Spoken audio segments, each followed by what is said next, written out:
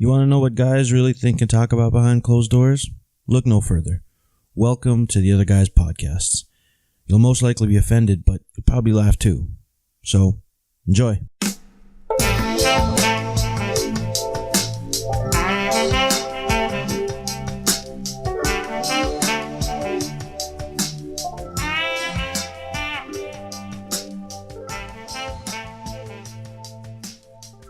Hey, welcome to the Other Guys Podcast. I'm Kevin, your host and mentor and liaison to life. Yeah, to life. To life. Hello. And I'm here with Kirk. Say what up, Kirk. Hi, everybody. I'm still working on my certification to be a liaison to life, but maybe one day I'll get there. Yeah, it's not bad. It's not bad of a gig, you know. So what are we doing today, Kevin? We're doing a lot today. We're doing a lot. We made some serious goals today. We set some goals today. And we also ate a bunch of food. Yeah. But that was kind of our last celebration before we do what? Well, to build up to it. You ever have trouble waking up in the morning? No. Okay, so this is not okay. It's not gonna work. I have really terrible nightmares, so I can't wait to be awake again. Right. So what I want to talk about is how are you doing these days? Me personally, Yeah. feeling pretty good. Going to chiropractor. Right. And so I feel like springy again. Yeah. I feel 24 springy. Yeah. I'm not the best shape I've ever been, but nothing's bothering me. How's your heart doing? It's actually pretty good. Yeah.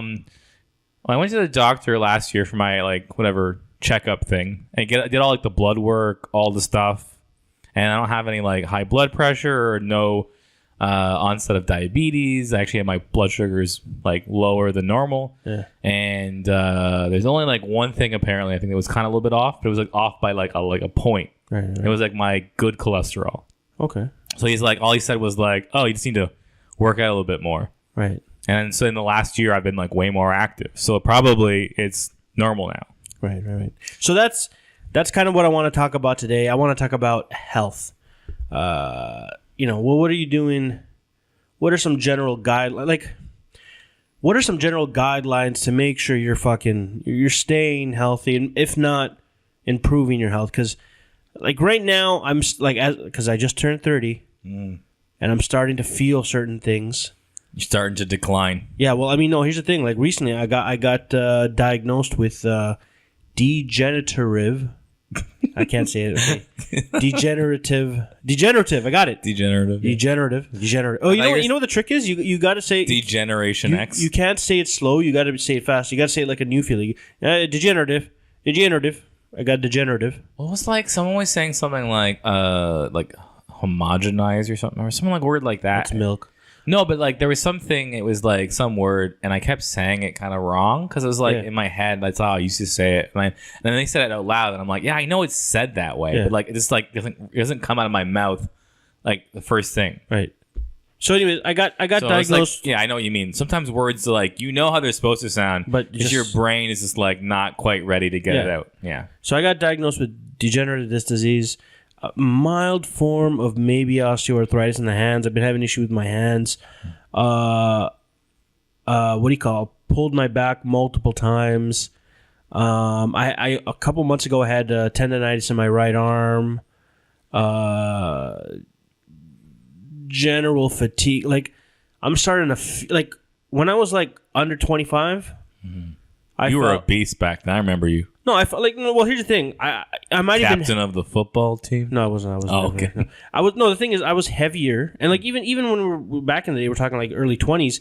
I might have been heavier, whatever. But I was more physically listen, man. I got dragged by a car. I would jump downstairs. I would party all night. I drink, still go partying. I could carry on.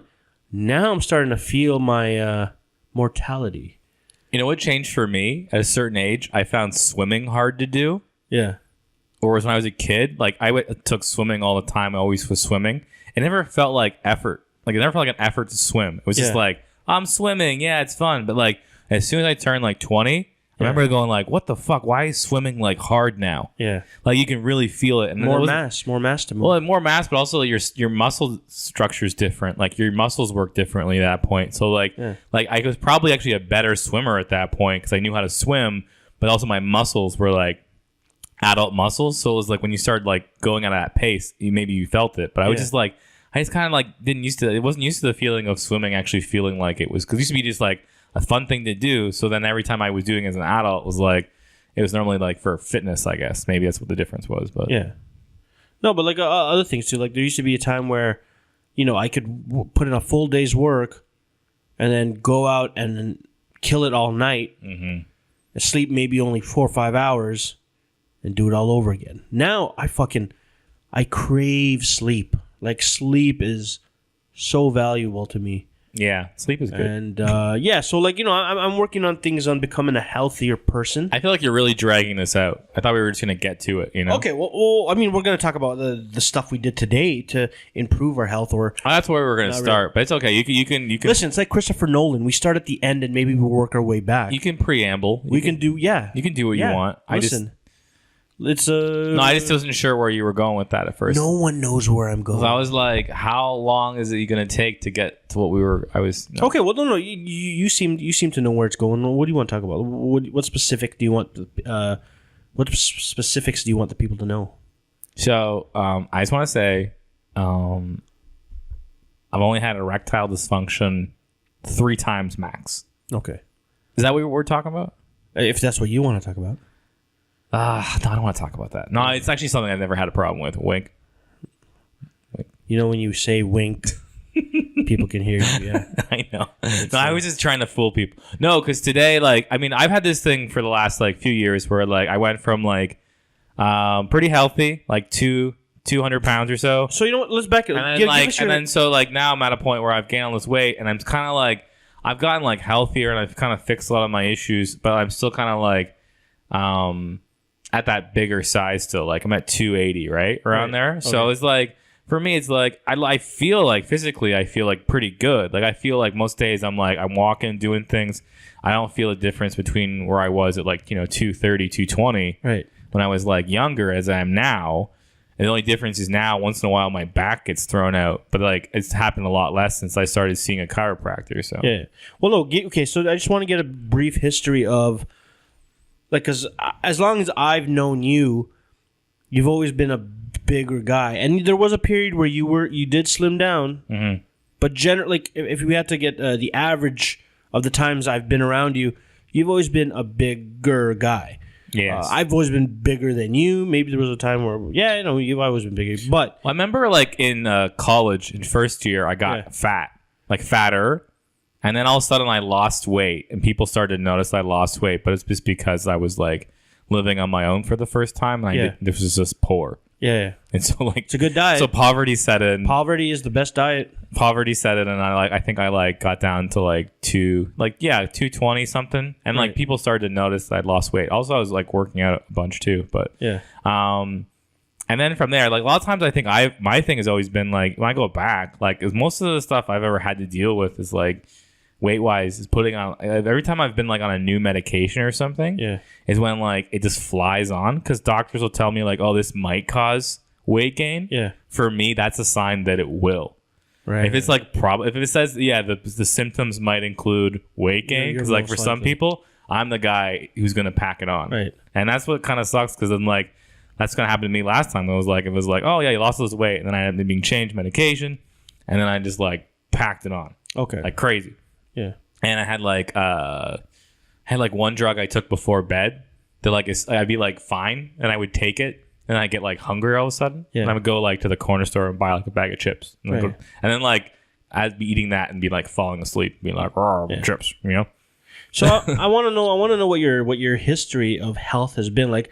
Were you a big kid? Let's go from the beginning. And were you a big kid, or were you? No, I was until 10. I was pretty skinny. Okay. And so my mom credits when I first got chubby as young kid 10 to 13. Yeah. Was that my parents got divorced, and my dad would have us on the whole summer. Right. and on the weekends, and he just fed us shit. Oh, Like he tried to be the nice dad. So like my mom was like super healthy. If you ever met her, she's like a health nut. Yeah. So we'd drink like skim milk, and we'd have like eggs and like just plain Cheerios. We didn't have the honey nut. We had the plain Cheerios. Yeah. And like nothing like the whole wheat stuff, whole wheat bread, nothing like white bread, none of this shit. Right. And like it was and she's like worse now. All she eats is like pretty much vegetables and chicken. Yeah. Now. So and eggs.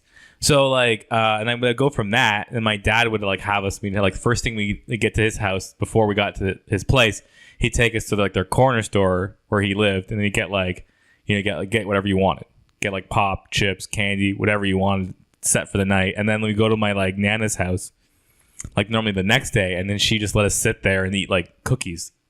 Where was your dad's side on the bigger side? Like yeah. Okay, so there's some developments. There's some bigger people on my dad's side, Right, and like more of the cases. That's why Mom's always been worried about like me and my brother, is because like we're bigger guys from that kind of set of that side of the family, but also their side of the family is at risk for like heart disease and diabetes because a lot of them have had it, you know? Yeah.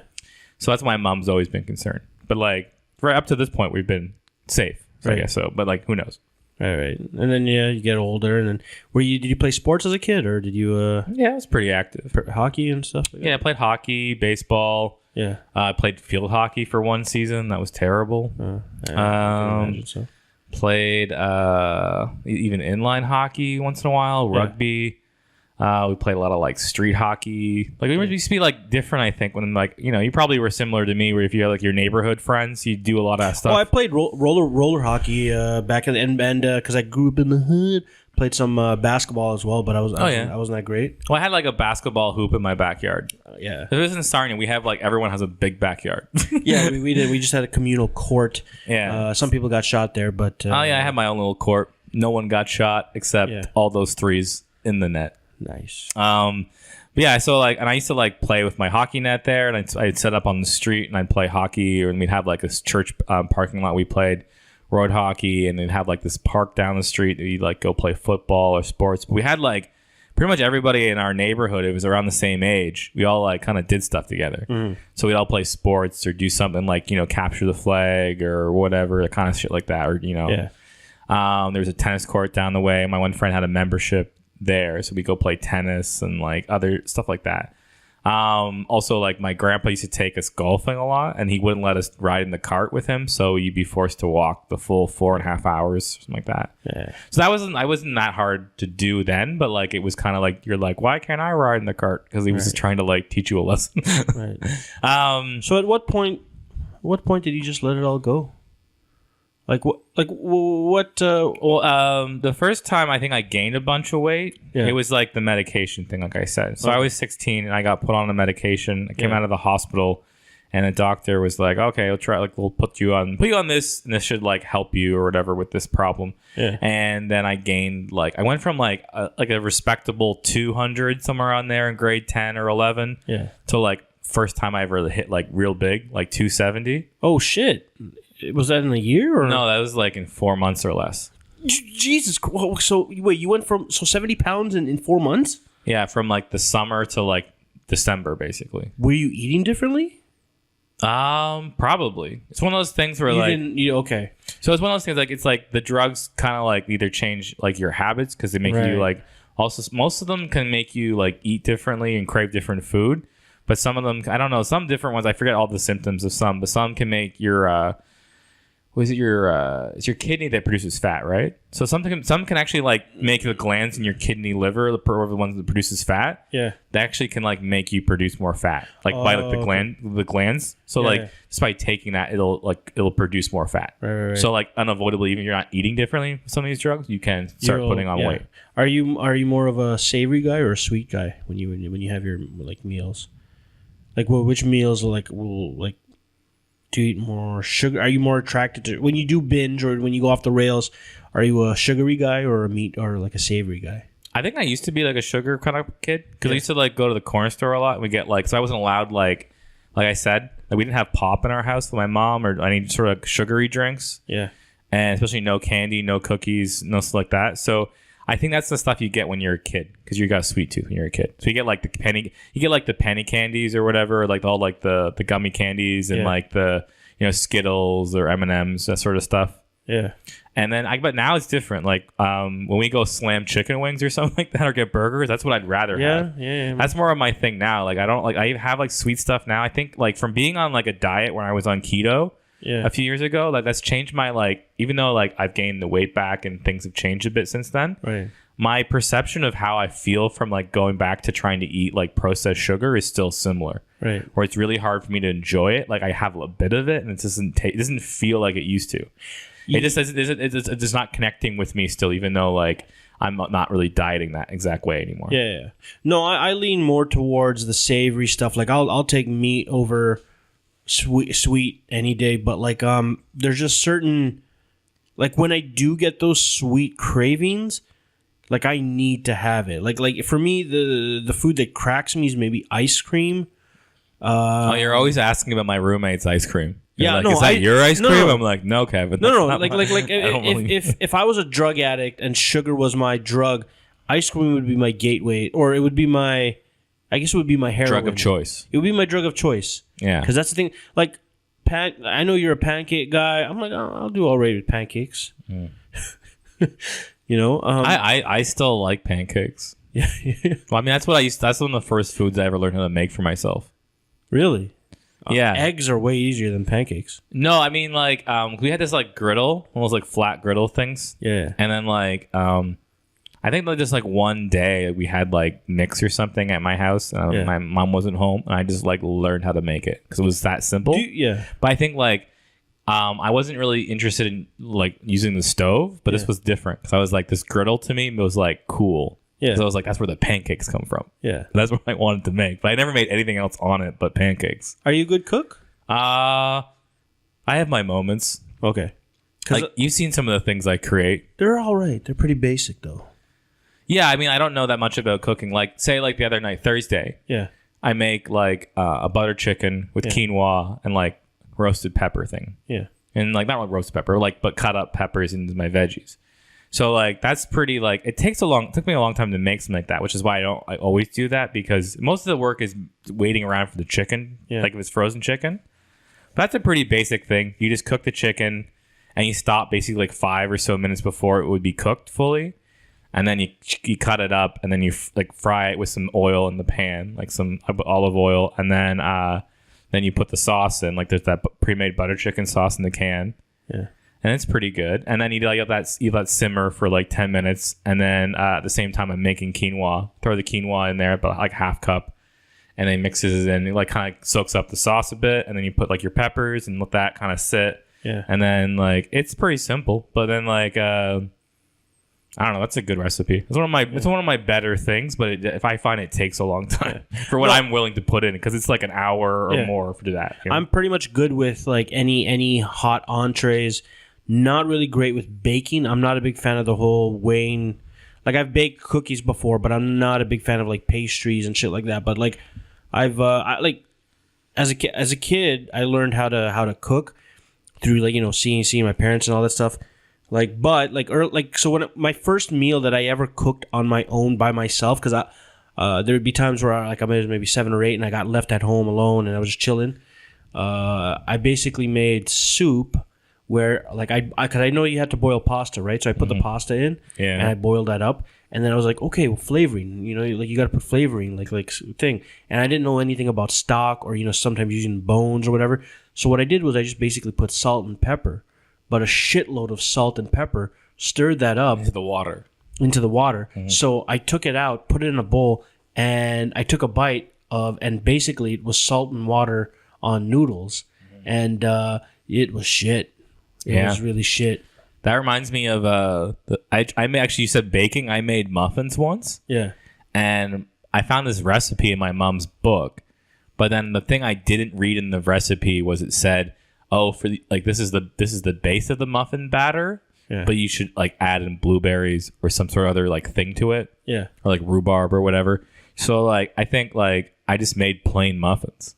Oh, okay. My mom was like, why did you make plain muffins? And I was like, this is what the recipe was. And she's like, oh, you missed this one part where it's like, the integral part. or it was like part. the part where like you're like now it's your choice to like put your own sort of filling in or whatever, or what you're sort of like how you want to make this. Like you want carrot cake muffins, you got to cut up some carrot or something like that, put other stuff in.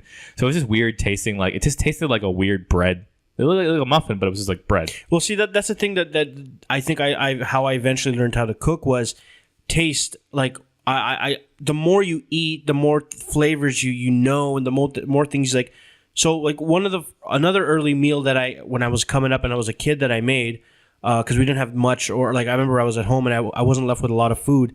You ever had a Mr. Noodle? No, you had a bun with tomato and mayo.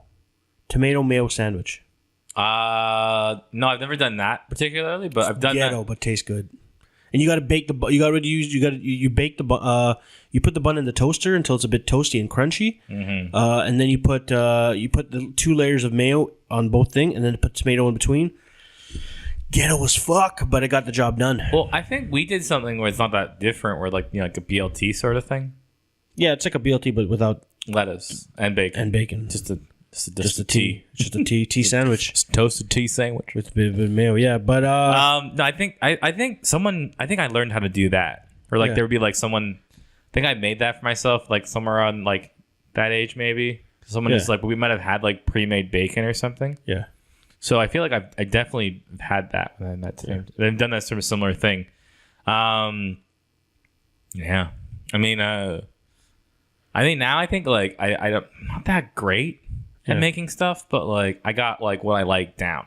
Yeah, I think that's important when it comes to, especially if you're trying to get healthy and all that stuff. You know what like if you know what to do, stick to those items. Try not to go off the rails and whatever, right? Like find a couple of meals that you're good at and repeat those. But they got to be good meals, right?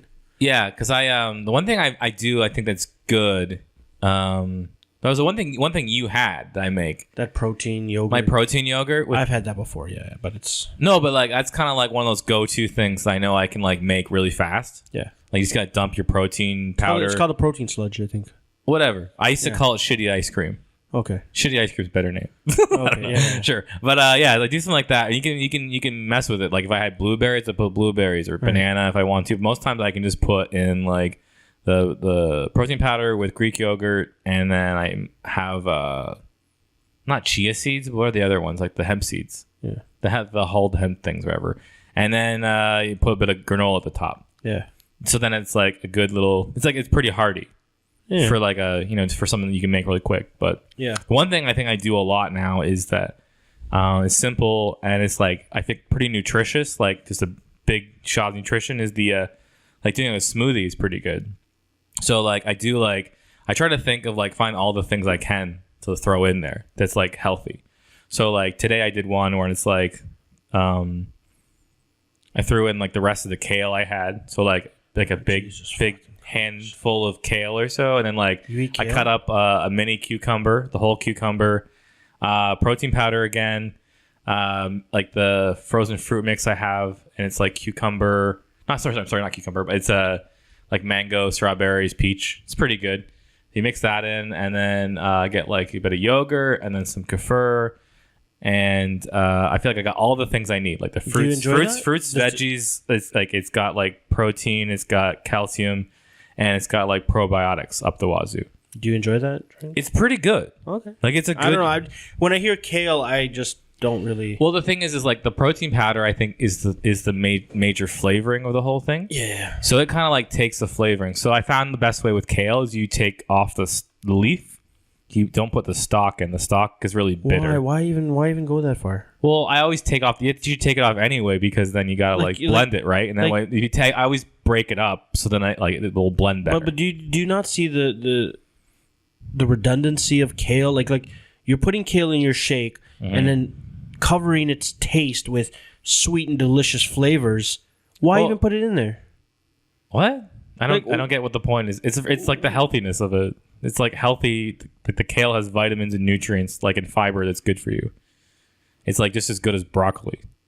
So you would in leaf form. So why don't you eat broccoli? Well, this is like it works. I'm just saying it works in a shake that I can drink. I can drink like a thing, and it's like my lunch sometimes. Right. So it's like something I can do. It's healthy, and it's like a lot of nutrition all in one drink. It's like you're lying to your mouth. Well, it's like think of it like how many. It's like you're supposed to eat like so many fruits and veggies in a day. Like a serving of this I make is gonna have like 3 or 4 fruits and vegetables all in one because it's got almost like a cup and a half of fruit, and it's got like a big handful of kale. And I got a cucumber, which is like a small one, but still cut up all together. So, like you're, if you have that, plus I have like the probiotics from the yogurt and the kefir, and you've got obviously protein. So you've got pretty much all the good things with like very little downside. Right.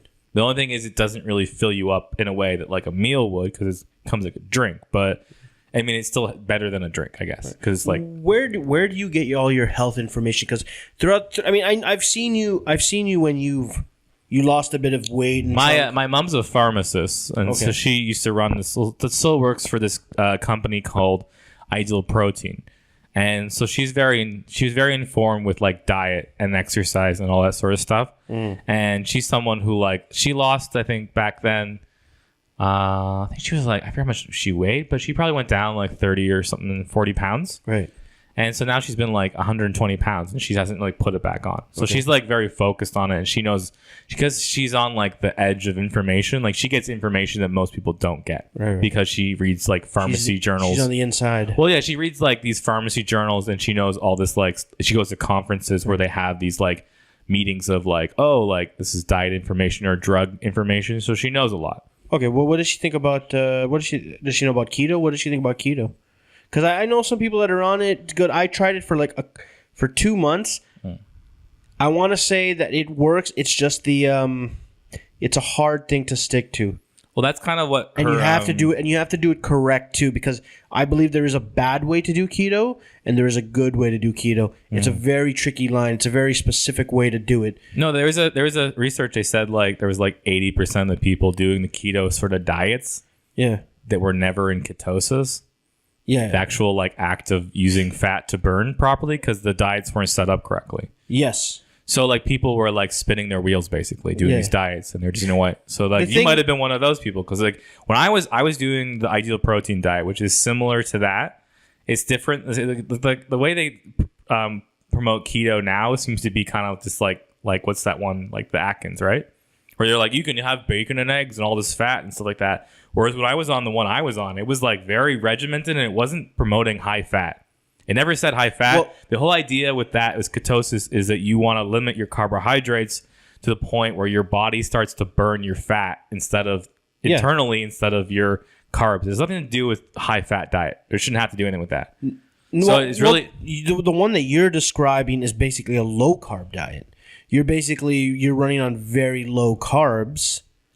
I'm just saying you're still taking a moderate amount of protein. No, I know. I'm just saying that like they call it a keto diet, but like all it really means is ketosis, the act of what happens to your metabolism when you limit your carbohydrate intake to like under so much. So like really you can say however it is, but the diet I was on, my mom was on, like I lost 85 pounds, my mom lost 40 pounds, so it definitely works. But the thing maybe with that is that, and with keto, is that it makes you go one way. And then so you're forced to like, it's hard to go back. You have to be very like smart about how you reintroduce certain things to your diet. Yeah. Like you hope, most times I found like the year I did it and I kind of like was off and doing my own thing, I really didn't want to do like eat shit anymore. Like I would have pizza like once in a while just as a cheat day, and I wouldn't even enjoy it as much. I'd be like, that made me feel kind of sick. Yeah. So, I mean, at that point, like I was good at it, and then kind of like, you know, it eventually wavered off. But so you have to make a decision with those kind of diets, because those are more like they're almost like a lifestyle choice at a certain point. Like you don't want to go too strict, obviously, but like at a certain point you're going to be like, well, I guess I just don't like bread, right? You know, or I don't like sugar, right? Because like you can have like, you know, fruit at a certain point and like other shit, but I mean, I don't know. So here's the thing. Let me give you a little bit of a fucking history of my little thing, because here's the thing. I've always been an experimenter. I like to try. Like, see, I like learning the knowledge and seeing, like, you know, like obviously, you know, learning about what you go through and like what other people go through. But for me, I'm a strong believer of it only works. Everybody, what works for you doesn't necessarily work for me, and you got to try it yourself to see if it actually does work. So, anyways, my history was, I guess when I first started getting into I started hitting the gym more, or getting back into the gym, and was looking at diets and stuff like that. And originally, I went to what they call the standard, I guess, a bodybuilding diet, or a standard thing where you basically take 1 gram of protein for every pound of lean mass that you have, right? So for me, roughly that was about 220 grams of protein, right? And then what you do is you take you have a carb source, which is I think half of that, and then you have and then you have your fats, which you're trying to keep low. And so basically, I'd start off, I'd eat things like oatmeal with protein powder, yogurt with protein powder, A lot of protein powder. chicken breast and broccoli. Like I fucking Protein powder. protein powder. Yeah, no, but yeah, I got really into that thing, and I don't know if you saw me. This might have been 4 years ago, 5 years ago, but I think I went down. Like I think I 20 pounds in about. I think we talked about this. I don't remember exactly when I saw you, but we were talking about weight loss or something, and you said like you were down. And you were, yeah, because so up until that point, I hadn't really exercised.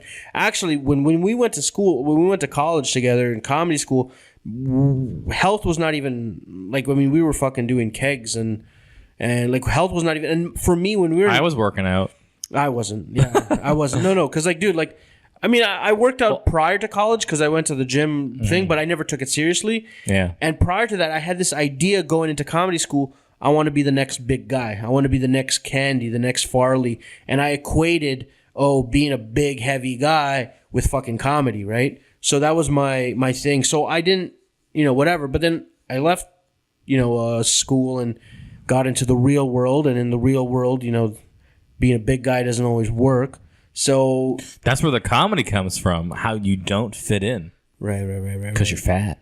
Right. No, I mean, right. I mean, like, you can't go in. I don't know. No, I agree. I mean, like, my thing was that, like, I guess I've been going to gym since I was 13. Right. Like, I got a Y membership when I was 13. That's like my grandma got me because she's like, you're getting fat. Like when I was that kid, and she's like, she almost did it. She's like, you don't want to go to high school as like a fat person. And I'm like, okay. And I started working out then, and I kind of didn't go all that much. It was just like a year membership, but I kind of started going at the beginning, and then I kind of like was like, well, it's not even close to my house. Yeah. And then in high school, I started playing more sports. So like I found that like everyone I played sports with, like either hockey or like the school teams, everyone's got to work out. So like otherwise you're gonna get your ass kicked. And then like hockey and like rugby and football, that sort of stuff like that. Those sort of games, like you're gonna need the strength training. So, but then like it was like I kind of like worked out, but I didn't push myself that hard. Like I was strong. I was pretty strong for that my age. Like I was big, kind of big, right? And and then college. I think, they would have times where I really try to work out and lose weight, but it was never like a sustained thing. Yeah. I go to like work out like when I first went to college, and then like even at Humber, I worked at the gym there, and I work out pretty much like 3-4 times a week, but mostly cardio. Like I was a big cardio guy. Yeah. Like even though I was bigger, I could still run like an easy like half hour on the treadmill at a good pace, or like go on the elliptical for 40-50 minutes. Yeah. And I like did very little like weight training. So now I can do weight training because I know like the more benefits behind it. Because I was like, because the idea when you're starting, you're like, you think like, oh, the skinny people are the ones who are the runners and the agile ones, and like the big guys, they're just gonna put on more weight if they lift weights, and that's kind of like weird thinking, I guess. No, well, see, for me, when I was growing up, like as a 13, 14, and as a kid, I'd spend my summers working with my dad doing construction and landscaping, so I got my physical strength from doing those jobs and fucking manual labor and shit, which also led to the eating habits, because when you put in a hard day's work, you're going to want to eat like a fucker. And back then, didn't know nothing about nutrition, didn't do anything. I raided the fridge after working a hard day, and, that led down to things. But, so eventually, after college, I think 25, after I had the, we've talked about it, the nuke, And I hit a point. And I was like, fuck, I gotta change something up. The gym was my place. I spent I would go there 6 days a week. Even in the wintertime, and just really, that was my only place that I went. Like, I didn't have anything else going at that time. It was just the gym. So I did the gym 6 days a week. At this point, I didn't really have knowledge. I know that stick to the basics, bench press, deadlift, whatever, right? But I didn't know nothing about I'd learned stuff, and YouTube was helpful and shit and stuff. And that's when I also looked at the regular bodybuilding diet and stuff. And yeah, so I did that for maybe 2-3 months, and I think that's when I saw you again. A bit of a chunk had come off. Things were all right, but see, maybe I should have stayed with it. But for me, I'm always that intensity level. I couldn't keep up for too long. I was like fuck, it burns you out, right? So then after that, that's when I started to experiment with stuff. So different workout routines. Are we talking about drugs here, Kevin? Maybe. No. Pre-workout and stuff. No, but pre-workout's a fucking drug, I think. It's caffeine, bro. It's just caffeine. No, it's pretty hardcore. Depends on what you get. Oh, that's another thing. When I first started, I had a very basic pre-workout. It was C4, about 200 milligrams of caffeine. As I slowly worked way up and then got more into the gym game, I got harder and harder shit, and eventually worked my way up to a pre-workout called Mr. Hyde, which is 500 grams of caffeine and beta-alanine and creatine and Jesus Christ, L-tyrosine and well, that's another thing. So in this time period, because I was also working night shifts and shit, so I had a lot of time to research, a lot of time. So I started researching the fuck out of health and fitness. Do you know what I think now, though? It sounds like the most legitimate thing for the way to change your diet is but it's not. They haven't totally proven what exact things you need to do it. It's just kind of general thing. Sugars, no. No. It's the not even that. It's if you can change your biology, of your gut bacteria, yeah, through eating more vegetables or things with high in bacteria, that's good for you. Good for you. There's good bacteria in things like that yogurt, bacteria and the kefir, gut health. Yeah, and then having kimchi, anything with fermentation, yeah. So. That's basically the key to health, apparently, because it's be careful when you say key to health. No, I'm saying they're saying the idea is good, but it's not. That's not going to solve everybody's problem. No, I'm saying it basically does though. If you had anyone who has healthy bacteria in their stomach, they're not overweight.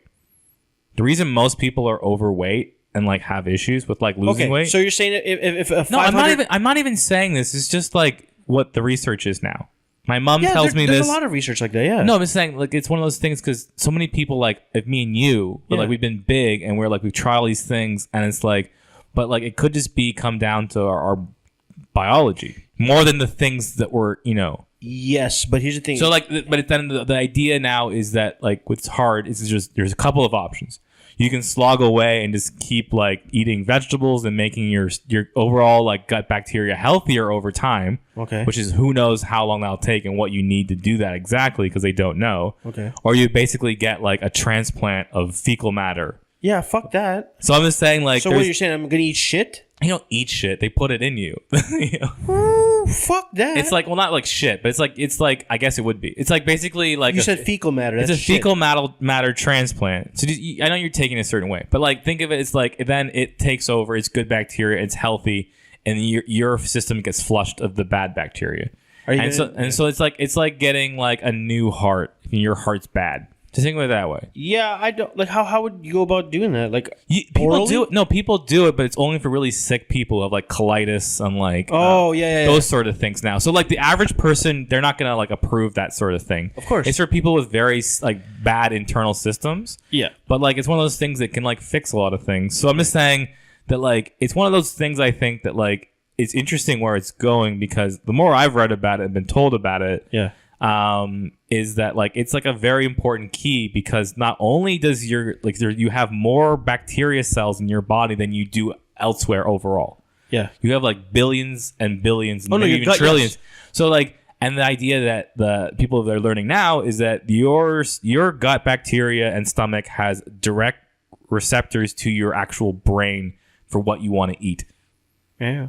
So those things are telling you, especially the bad ones, to throw down some sugar, to throw down this or that. Yeah. So I'm saying, so if they aren't the bad ones and they're all good and you're healthy, Right. then your overall health will get better. Yes, but what I'm saying is you can't say that if you do just this, if you just fix your gut, you're going to lose weight. You can't say that because there's multiple factors. You can't tell me that if you put what do you call fecal matter into a 500-pound man, he's going to be skinny in a month. It's not that. Why would you think that? That sounds like because you're saying that to cure all ailments and all. I guess you just went some like crazy claim, like you put some shit in you and it'd be. Well, no, you're saying that no, I'm gut saying, health is the cure all. You just said that. No, I'm saying it's important. I said it's the key possibly to like where people haven't realized at this point of like what makes someone healthy or unhealthy.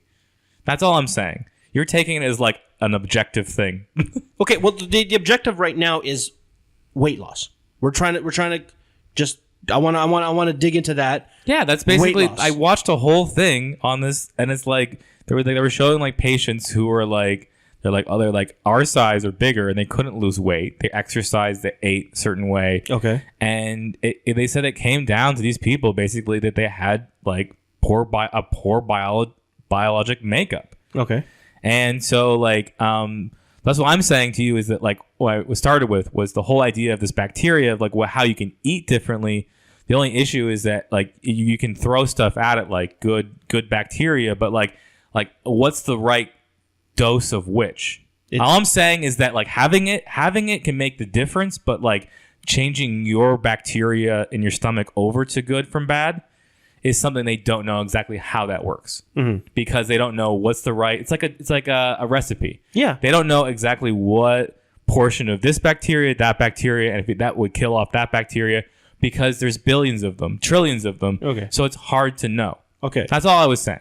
If you listened the whole time. No, because to the way you made it sound, it was like, okay, if you can't lose weight, if you don't know how to lose weight, put some good what do you call those things?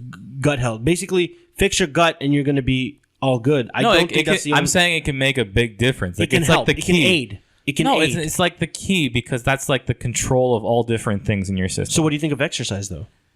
Like, it actually, one of those things, exercise, they say, does help with that as well. Okay. So exercising, it's like your internal, that can make an improvement on your system as well. Okay. But like, it's like your cardiovascular, but like, they say with exercise too, is it's almost at a certain point where like, it's good for other reasons than weight loss. Like, for weight loss, exercise is like, not even like 10%. Not even 10%, like 5%. Less than that. Like, it's so like minimal than you would think because the most of like how much like let's say you can burn 1,000 calories a day or something. That's like crazy still from just exercising. But like your sitting metabolism does way more. You can just sit there and burn like a ton more calories because that's what your regular metabolic system does. Yes, but if you have more muscle mass, you'll burn more calories. Yeah, sure. But I'm just saying then you'll eat more. Like you say, like you work out and then you eat more. So then it adjusts. Yeah. So like there's always an adjustment. Same when I used to do a lot of cardio, I'd be like, oh fuck, I'm starving now. Whereas like then I'm gonna overeat. Yeah. And then if I hadn't done anything and I wouldn't have overeated, I might have been in a more of a calorie deficit if I just done nothing. Yeah. You know what it is? And here's the thing, because I've experimented, because again, I've done keto and I've done other things. I even went back to like, introducing higher carbs and all that stuff. It's about tweaking what works for you.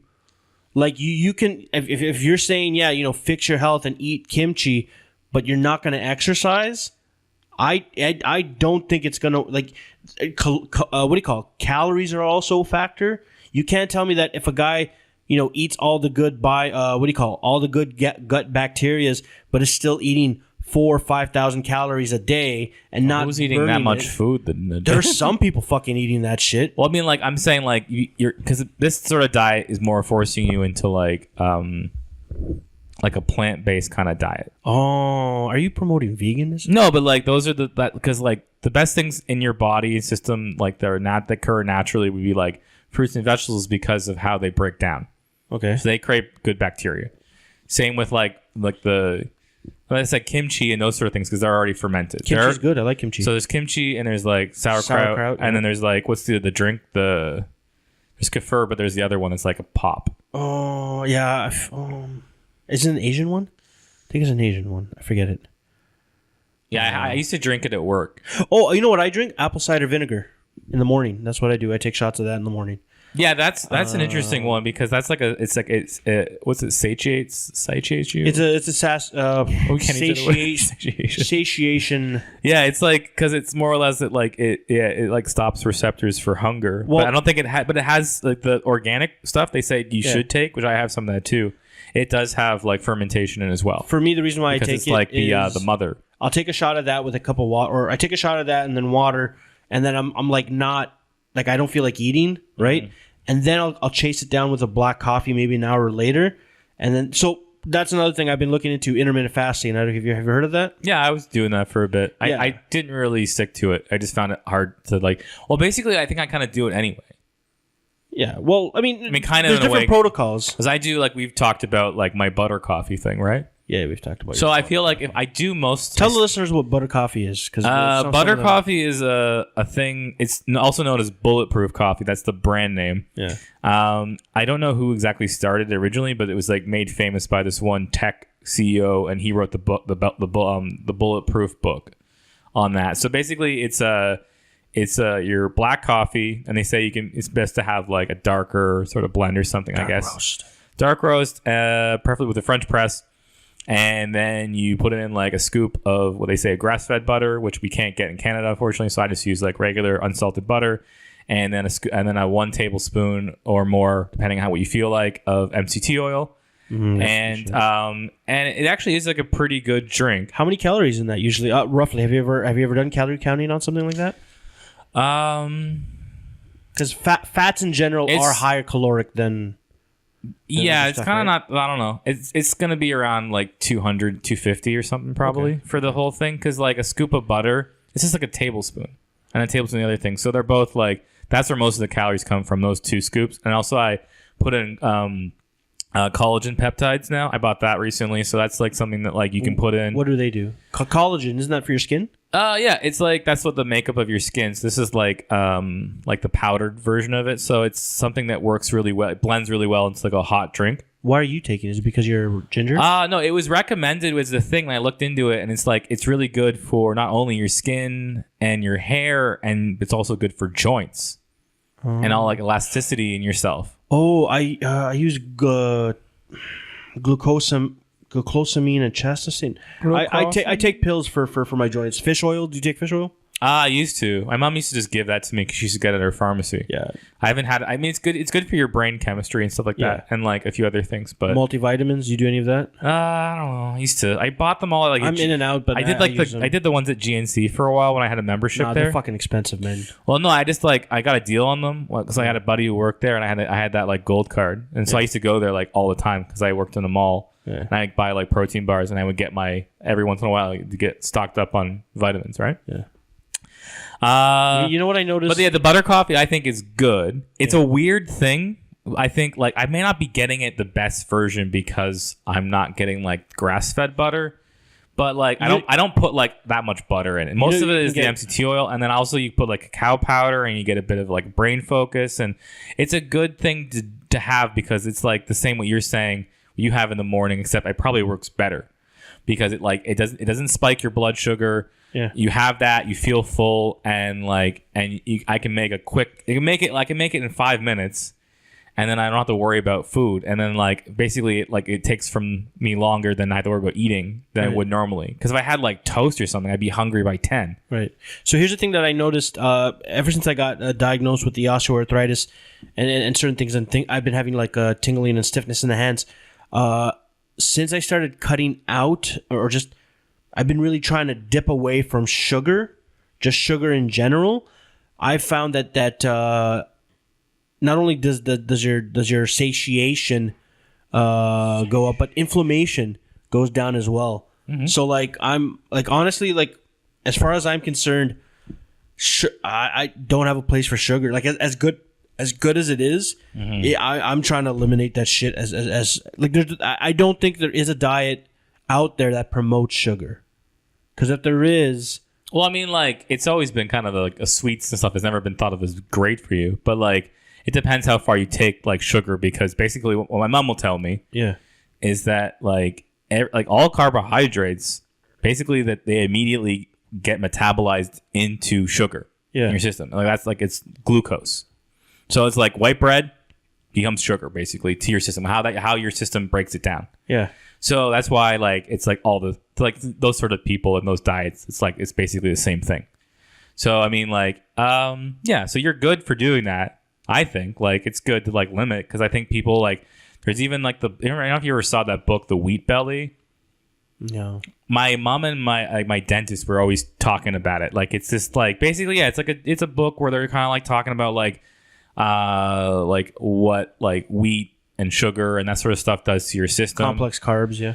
Yeah, so like it was just like I think the whole idea that like it always been kind of like told to us like, oh, this is how healthy, like whole wheats and that kind of stuff. And like it's like, but I think dieting is like anything, you just have to find moderation. I think because there's everything can kind of be consumed, you just can't be like overabundant in anything. Well, here's the thing. I think moderation is key. That's definitely a key point. But I think it also does come down to personal preference and what works for you. Like, there's people that are successful on a vegan diet. I know for a fact I couldn't do that. Like, I mean, because, I don't know. For me, I've eaten some vegan meals. Have you ever eaten vegan? Yeah, my sister's vegan, so I've had dinner. I've had vegan meals. Some of them are good, but I've had that like spaghetti but made with zucchini.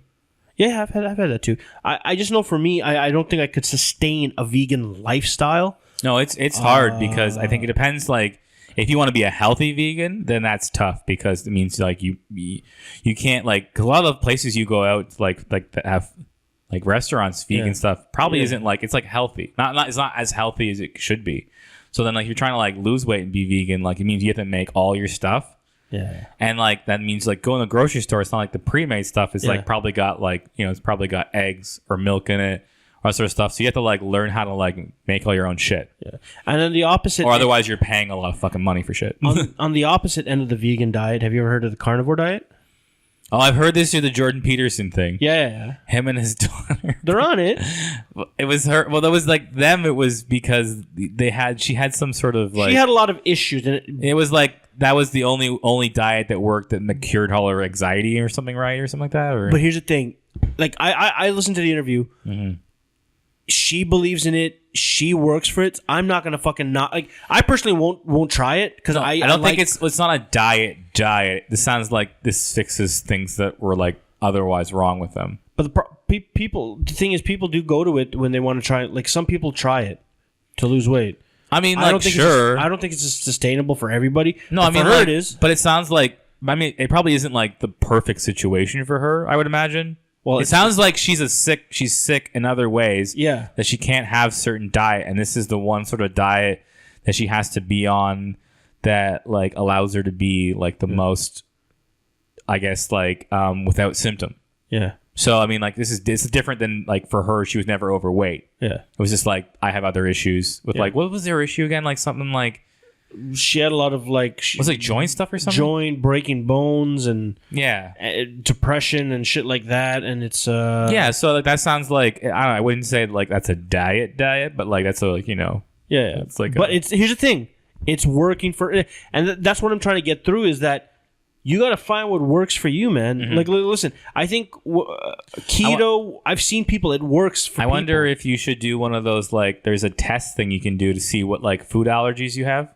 Or what things. My sister did this once, and that's why she became a vegan, because it was mostly to do with like my nephew, because he had all these food allergies, and so she got tested by somebody like a naturopath or something, and they're like, oh, you're probably like susceptible to this sort of stuff or this or that, and this would be like a healthier way to live, and so it determines like basically it's like a genetic test, and it just figures out what sort of things would like maybe you're allergic or things you like to eat that like really are like your main enemy and something you're not even really chicken wings, because Kirk, if I can't eat chicken wings, you know maybe it's just the breading in chicken wings, you can't have that. I don't know, or the oil. You think we could peanut oil? You think we would still be friends if I couldn't have chicken wings? We haven't had chicken wings in a long time. When we were still friends, right? When was the last time we ate chicken wings together? That's a while back. Was it like... Hey, when's the last time we had a burger? I remember we ate. No, it was today. But remember last time we had chicken wings? Yeah. Then we strolled through like one of those like fitness stores. We're looking at like supplements, just talking about stuff. We're just like, pretty much just like a bunch of. Yeah. We're just like, just walking off these chicken wings, looking at some glucosamine. See, that's another thing I want to talk about. Here's my thing. I usually have a good track record where I try something, it's working. My workouts are on point. My my diet is fairly working out. But then every once in a while, I go off the rails. Like when I was doing keto for like 2 months, I ended up losing. I think I want to say in 2 months I lost about 12 to maybe 15 pounds, around that. And I felt good on it. Like I was sharper. I wasn't sluggish. Like I could definitely feel the cognitive effects of it. Like I wasn't as foggy as when I was on a diet that was more carb rich or whatever. So what made you go off of it? I basically one day there was like somebody it was a long day. I think I was still doing the intermittent fasting as well, so I hadn't had a meal. Somebody offered me, I think, like a simple cookie. Mm-hmm. That cookie, I was like, oh, okay, the cookie, whatever.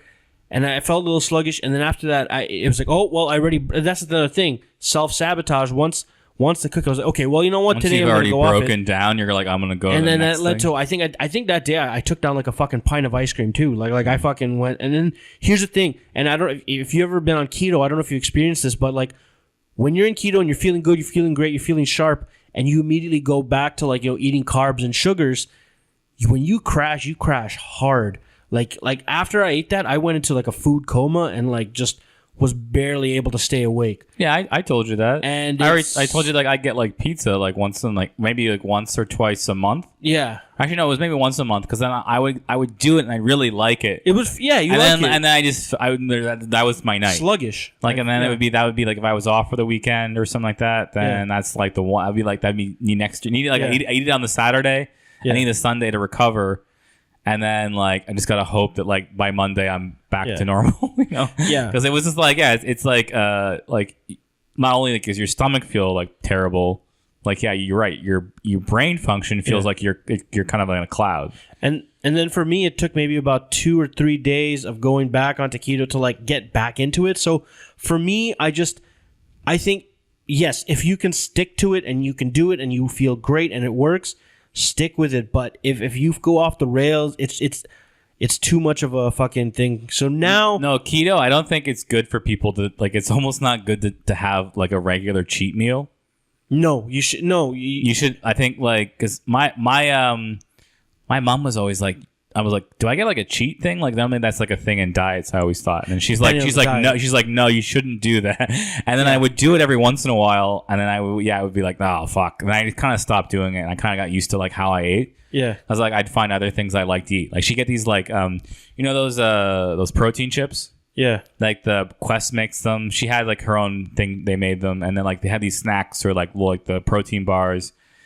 These kind of things that were part of her diet thing. There's a lot. They give you one treat a day, but they're a good treat for you. They're not gonna make you go anything crazy. There's a lot of keto supplements nowadays and stuff like that. So yeah, so I feel that you gotta you almost have to it's almost like chemistry. Yeah. I think at that point, I was thinking when you were talking about that, I was thinking about it's kind of the other day where I was wanted something sugary, but I don't have anything sugary in my house. Yeah. For the most part, I got my protein stuff or whatever, but then it wasn't really what I wanted. It was chocolate or something. That's what I kind of was wanting, or candy, or I kind of had that feeling that I was I want something sweet.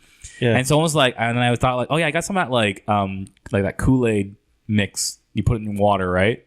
And it's 0 calories, but it's really sweet. Oh, it's like Mio's. You ever had the Mio's? Yeah, it's the same thing. I have Mio too, but this the one that tastes like grape Kool-Aid. Yeah. That I get. So I have that one and the Mio, but Mio's for when I'm doing sports or something. Yeah. And I just had that, and it hit the spot. But it was one of those things where it's you just needed that taste. Yeah. So it's almost having something like that on hand is, I think, good, because you can't expect yourself to have when you're dieting or trying to change your lifestyle, you're gonna have those blocks. And you're gonna have those really cravings and stuff. So you almost have to understand what your body wants, and maybe find a cheat to do it. Well, here's the thing, because if you need something like that, that's a good way to because I had that and I was oh, I'm good, and I didn't really want anything after that. I just and it was perfect. Also, maybe I was a bit dehydrated, So I had a big glass of water with this, Right. So there. You ever read a book, Tim Ferriss, 4-Hour Body? Yeah, I have that on my computer. So I have like the iPad version. So I also looked into that, and I tried it as well. So basically his idea of his diet is you're sticking to a low carb diet. You're supposed to turn your phone off. No, I'm expecting some important calls from Joe Rogan and Bill Burr and some big guys like that. Joe Rogan? Yeah, he's in Toronto tonight. He's in Toronto. Yeah, I know. You told me that. Yeah. So what do you call? I did the 4-Hour Body diet, and basically it's you for 6 days a week. You basically eat low carbs. Mm-hmm. You can have legumes and stuff like that, but it's low carbs, moderate protein. Basically what you consider health food. Can I? I would say that I read some of this book, but I didn't get very far. Okay. I didn't was like I think I was just like this might be interesting, so I had to I downloaded it, but I didn't actually finish it. And then what you do is at the end of those days you get one cheat day. He said it was a cheat day, so that's when you can have your beer and all that stuff and sugars and all that stuff. Because what it does, and here's a lot of things. Because another thing in the bodybuilding thing too, your glycogen spikes. And what happens is when you go, here's the thing. Here's the thing about diets, and that the thing that I found with diets too, because I've been through a couple of them, is that you do plateau. Mm-hmm. You'll be losing it. You'll be losing it because it's working, and maybe even if you're working harder, eventually your body's going to be like, oh, this is how my body operates now.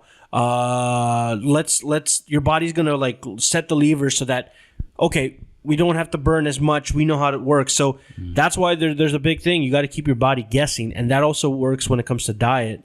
So that's why, he puts that cheat day, because what it does, it spikes your body, and your body's like, oh, fuck, we're doing sugar again. Yay, we're fucking doing sugar again.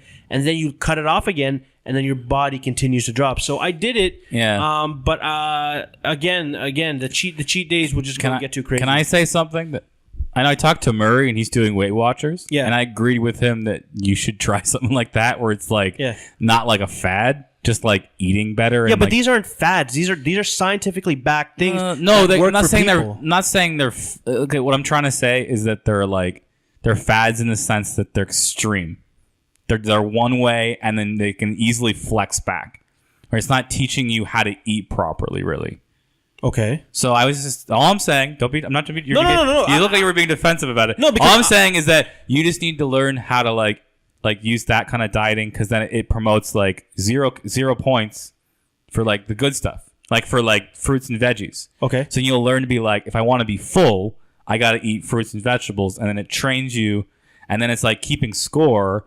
And then so if you're competitive, you can like with yourself. I found that's why I tried that when I was like younger, and I always like found I lost weight that way, because you weigh in every week and you're keeping score, and it's kind of like if you're competitive with yourself, or you can even do it with other people, it's like you can really see the benefits. And then I think it slowly changes you, and you know what goes into food. And then so like what I'm saying in terms of fad diets, these are like the diets, you know what I mean? Like they're like the ketos, and they're like the ones where like you're just saying the 4-hour diet one. It's like they're all trying to get you to eat a certain way, like it's a hack. And there really is no hack to make you, because you might lose a bunch of weight, but like you said, you'll gain it right back.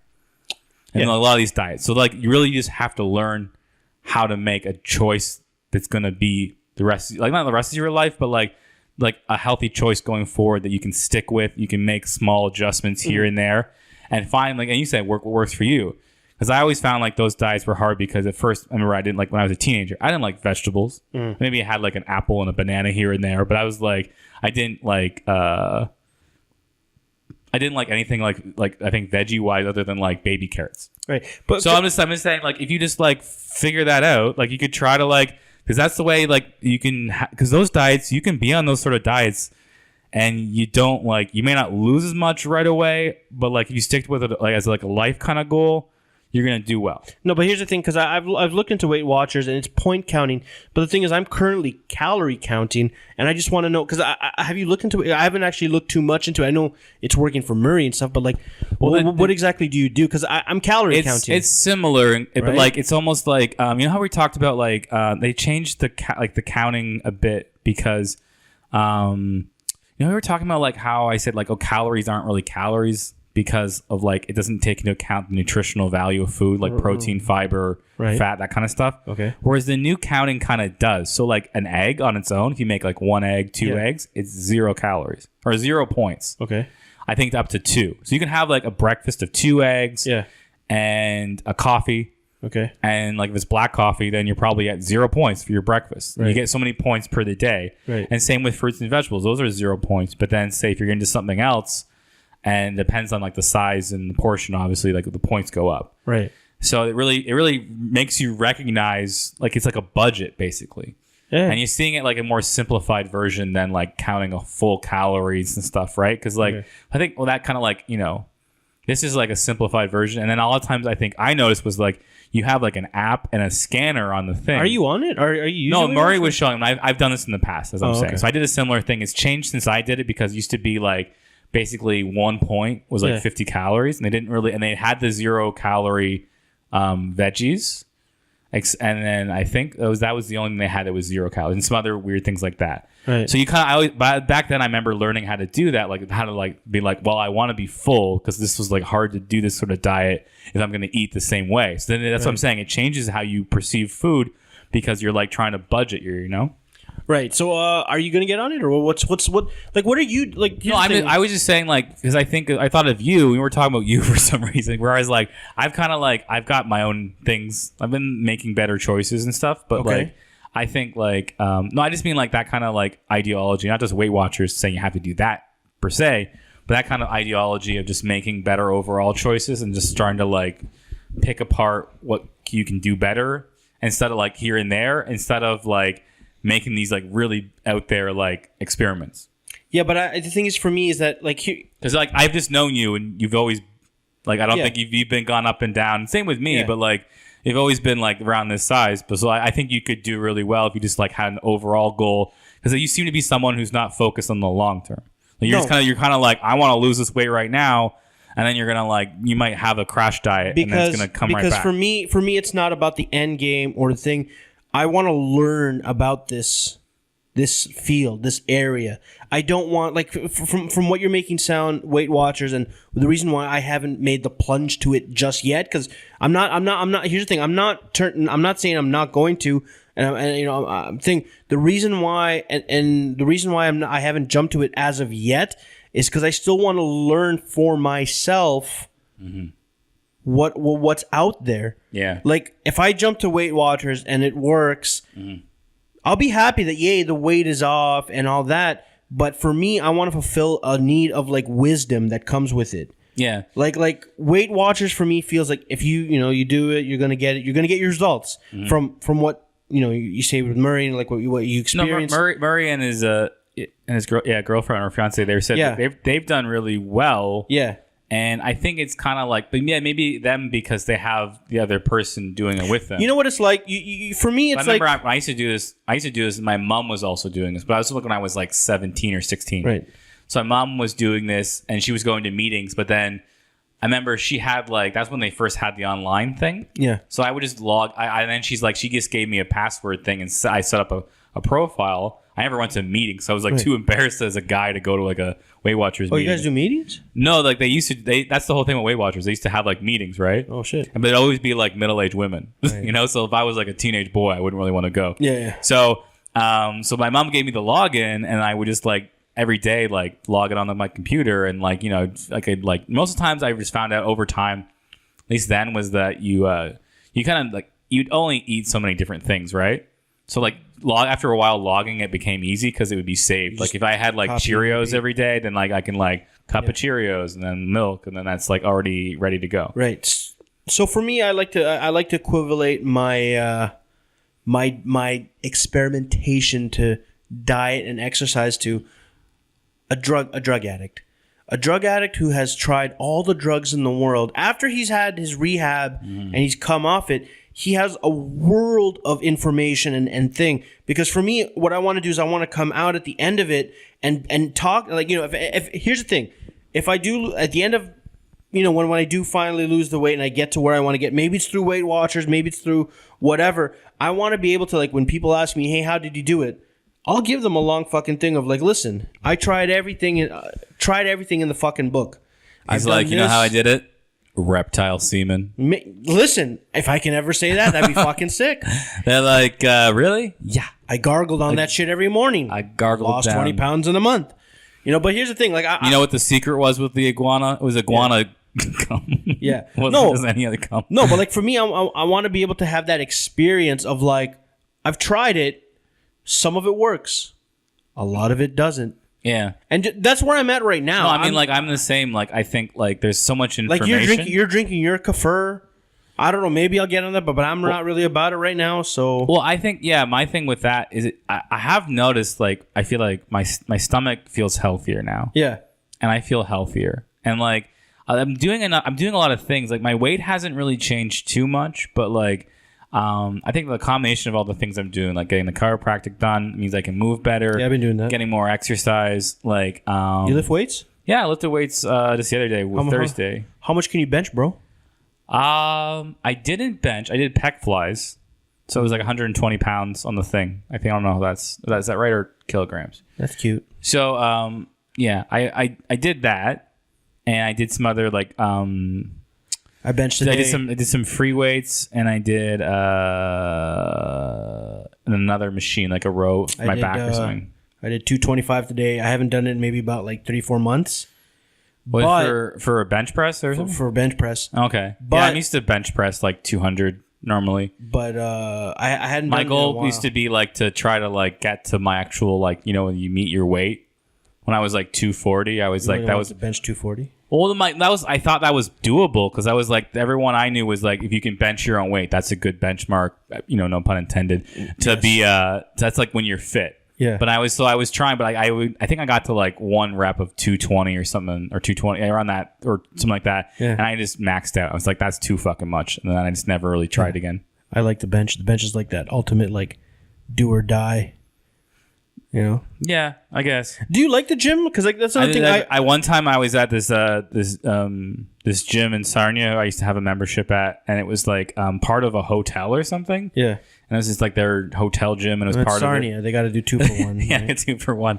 And it was nice because they had a pool and a sauna, which is why I wanted to go there. Yeah. And but there was one night I was like by myself, and I was lifting the weight, and I maxed out. Yeah. And like I couldn't lift off the bar from my chest. So did you roll it off yourself? I had to roll it off my dick, yeah. And it was painful. I was like nobody was around. I was like, this is probably on like a sad moment on security camera, because I think there's still a front desk person around. So they probably like were like, look at that sad bastard roll off that weight. Do you think it was long enough where the guy saw you go down? He was like, he's going to do it himself. You know? Yeah, I did it pretty quickly. I realized that was the only way. So I was like, because at first I didn't realize there was no one around me. And until I looked, I was like, oh, there's no one around me. Yeah. And then I started rolling. I was like, I guess I got to roll this thing off. But luckily then that wasn't a huge amount. That was when I first started like kind of lifting weights. So that would have been like maybe 150, 160 at most. So. Right. So here's the thing. About 4 or 5 years ago, got into the gym, and obviously when you first start, I remember, so for me, when I first went into the gym after, like, I think the last time I was before college. The first time I went back into the gym, I was, hella out of shape, hadn't benched. I think I could barely bench 135, which is like 2 plates. Like, I struggled, like a thing. And I remember like sitting down, and then, dude, there was this guy across from me. I was doing like pec flies or some type of shit or whatever. And there was a guy across from me. He was like a little bit more fit or whatever. And he was like, yo, man, you just did the hardest thing. And I was like, well, what are you talking about? And he's like, coming through those front doors. And haven't left. And then there was like some light behind him. There was some light, yeah. And so like after that's what I'm saying is that when you go to the gym for the first time, especially after you take a long ass break, there's a bit of that. Oh fuck! Like I don't know if I belong here or if I'm comfortable. But now I fucking love the gym, and that's the thing. I've moved through. I've done different gyms and all that stuff, and everywhere you go, there's pros and cons, but. Thing is, I don't know. I like the gym. What about you? Because like you started going, like you've had an on and off relationship with the gym. Well, I think like you've worked at one for one point at least. No, like I've been like you. I've been a gym rat where I've gone like 5-6 times a week, maybe even more. Yeah. Like I used to do like I wouldn't say rat, more like gym hog.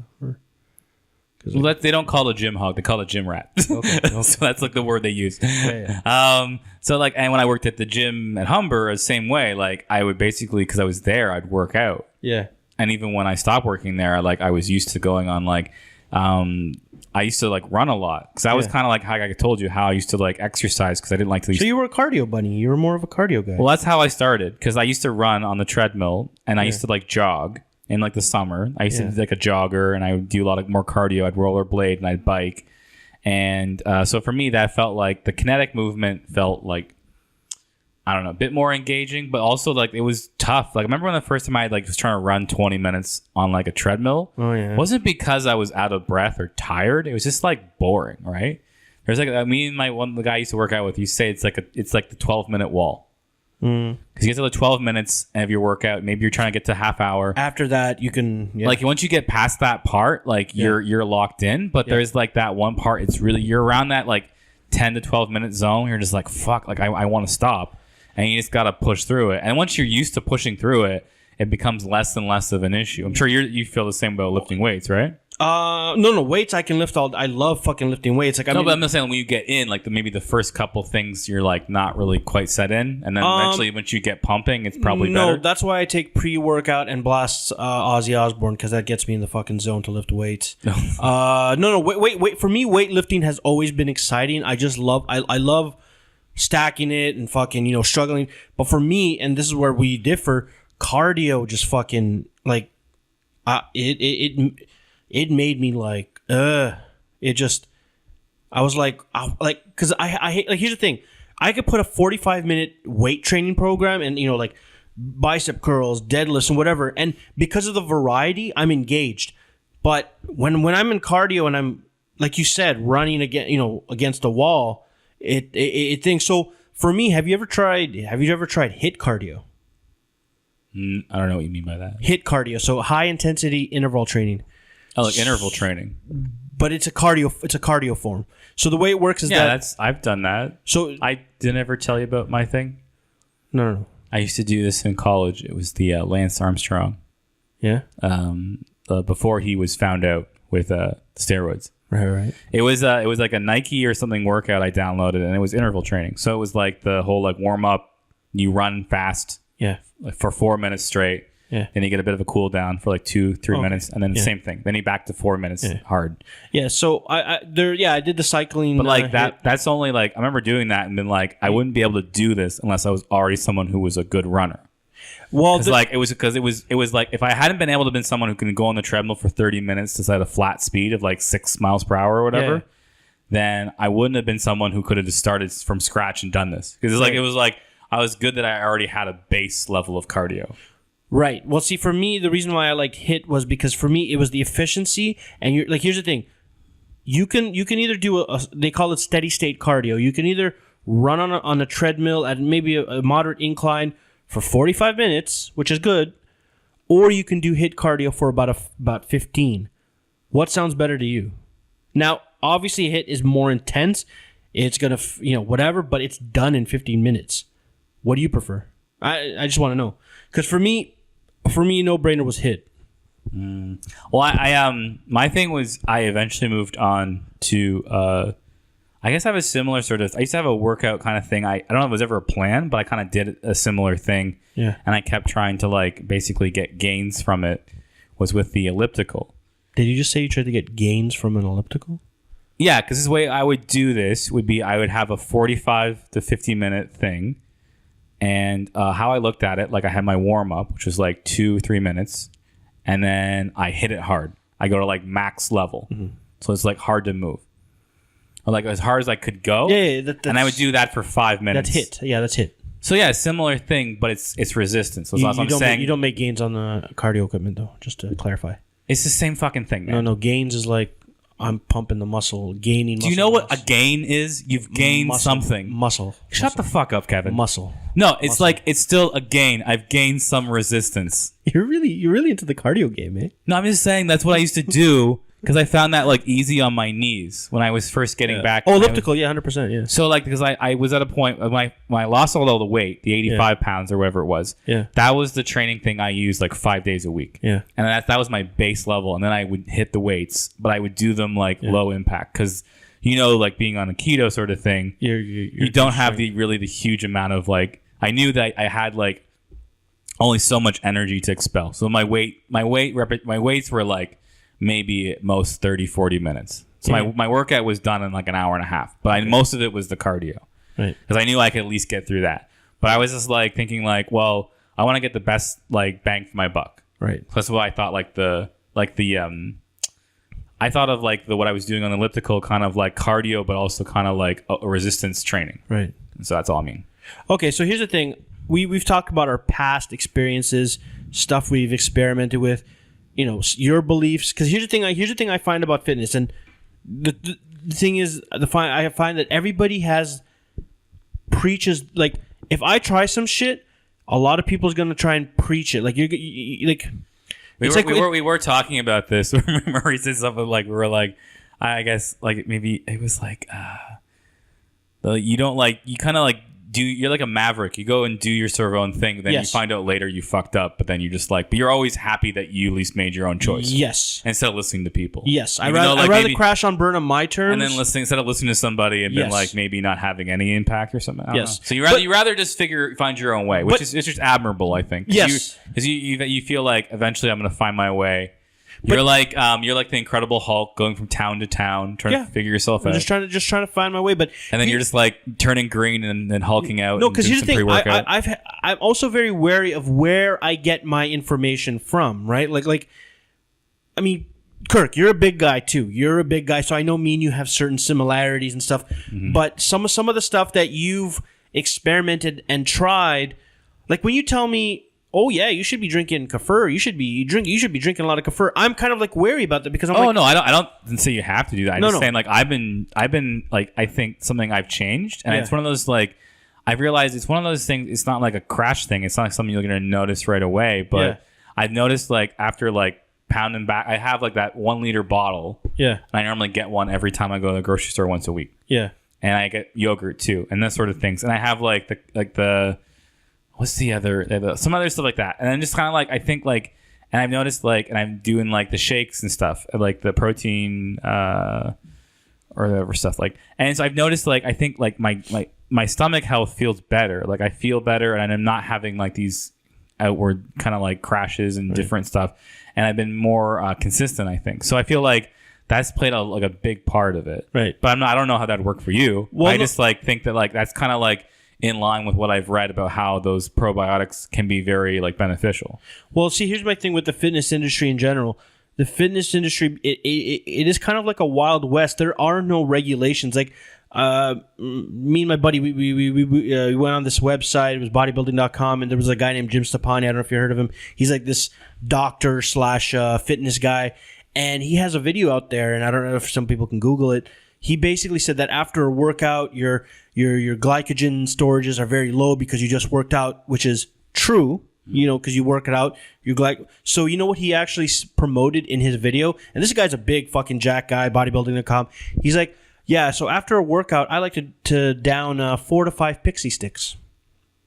Pixie sticks, which are, those little sugar packets? Yeah, I'm aware. Yeah, so this is coming from a fitness professional, and I'm doing air quotes right now. A fitness professional that you should be eating pixie sticks.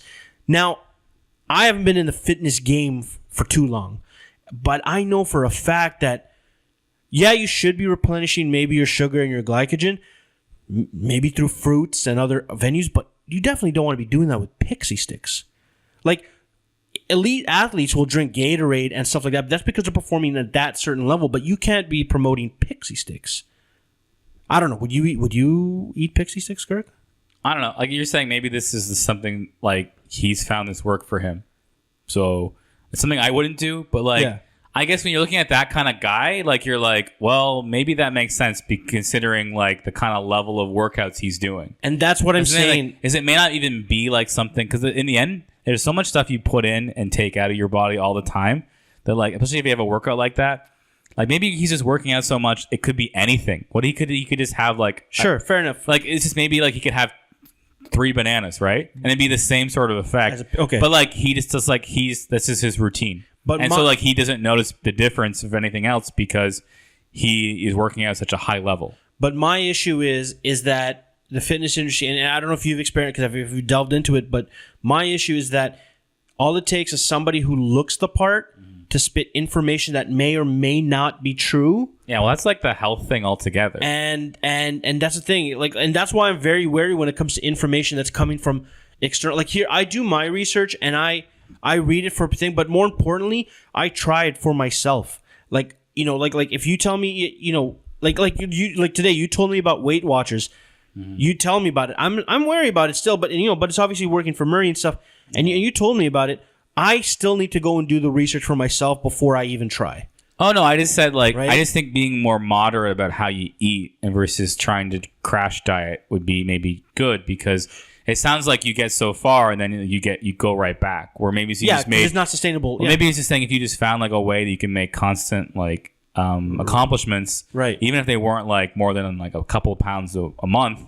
But still, if you can stick to that for a long period of time and make an overall change, I know that's kind of hard. I'm the same way. It's hard for me to think that way because I want to just get rid of it all right away. Yeah. But yeah, I guess maybe it's different for Murray. Like maybe he's thinking like he's got like his kid and like he's thinking like like we're doing this as like a team basically, and it's he's probably not like thinking about like us because he's not like as big as we are. Yeah. To think that I gotta take a lot of this weight off, whereas me and you think we could both lose 100 pounds. We technically right. Yeah. We were that kind of size, and then when you think that like 100 pounds, like that's a lot. Sounds like a lot of fucking work. Right. So then you're kind of like, well, and then he even said this is like I think about you, where it's like they're like you're looking for the easiest route or the quickest route.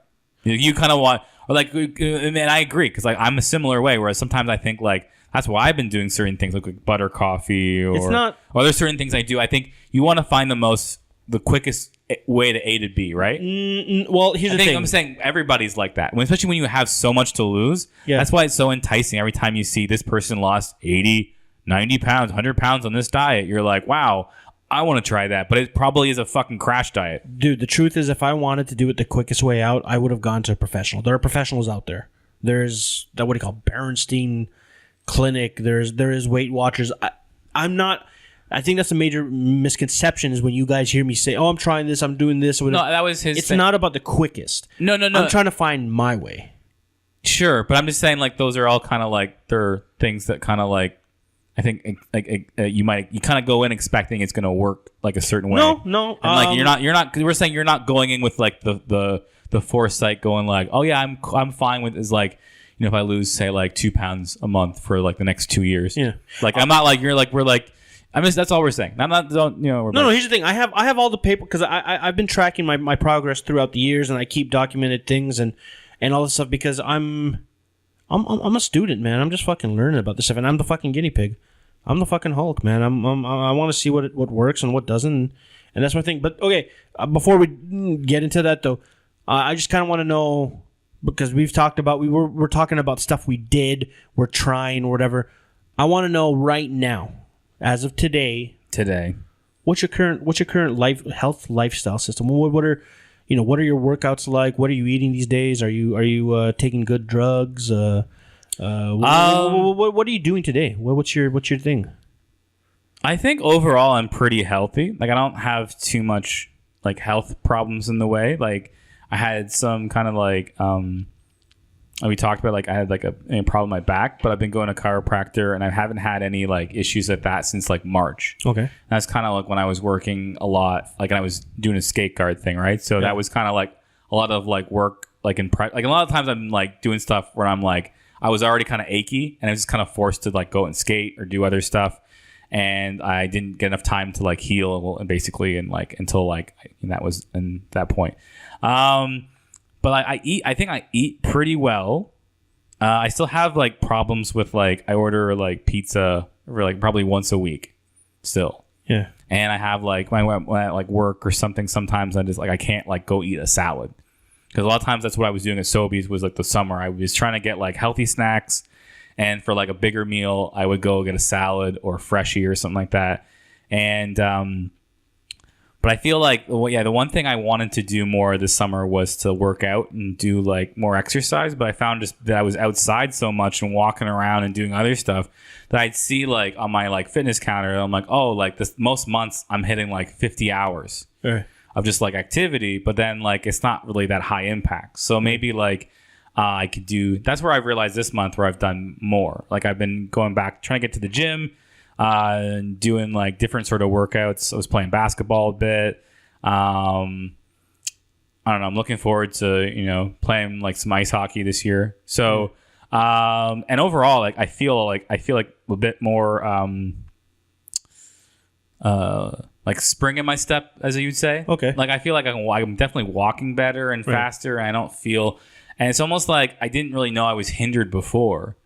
Where now like that my hips and my leg and like the sciatic nerve thing I had have all kind of healed and I'm like back to like kind of normal. Yeah. I feel at least like I'm like at that like point where I'm like, oh, I can see where I can take this. So because I think I was held back from doing certain stuff because I'm like, oh, I would do something like I played basketball like in the summer or something and like I threw my back out.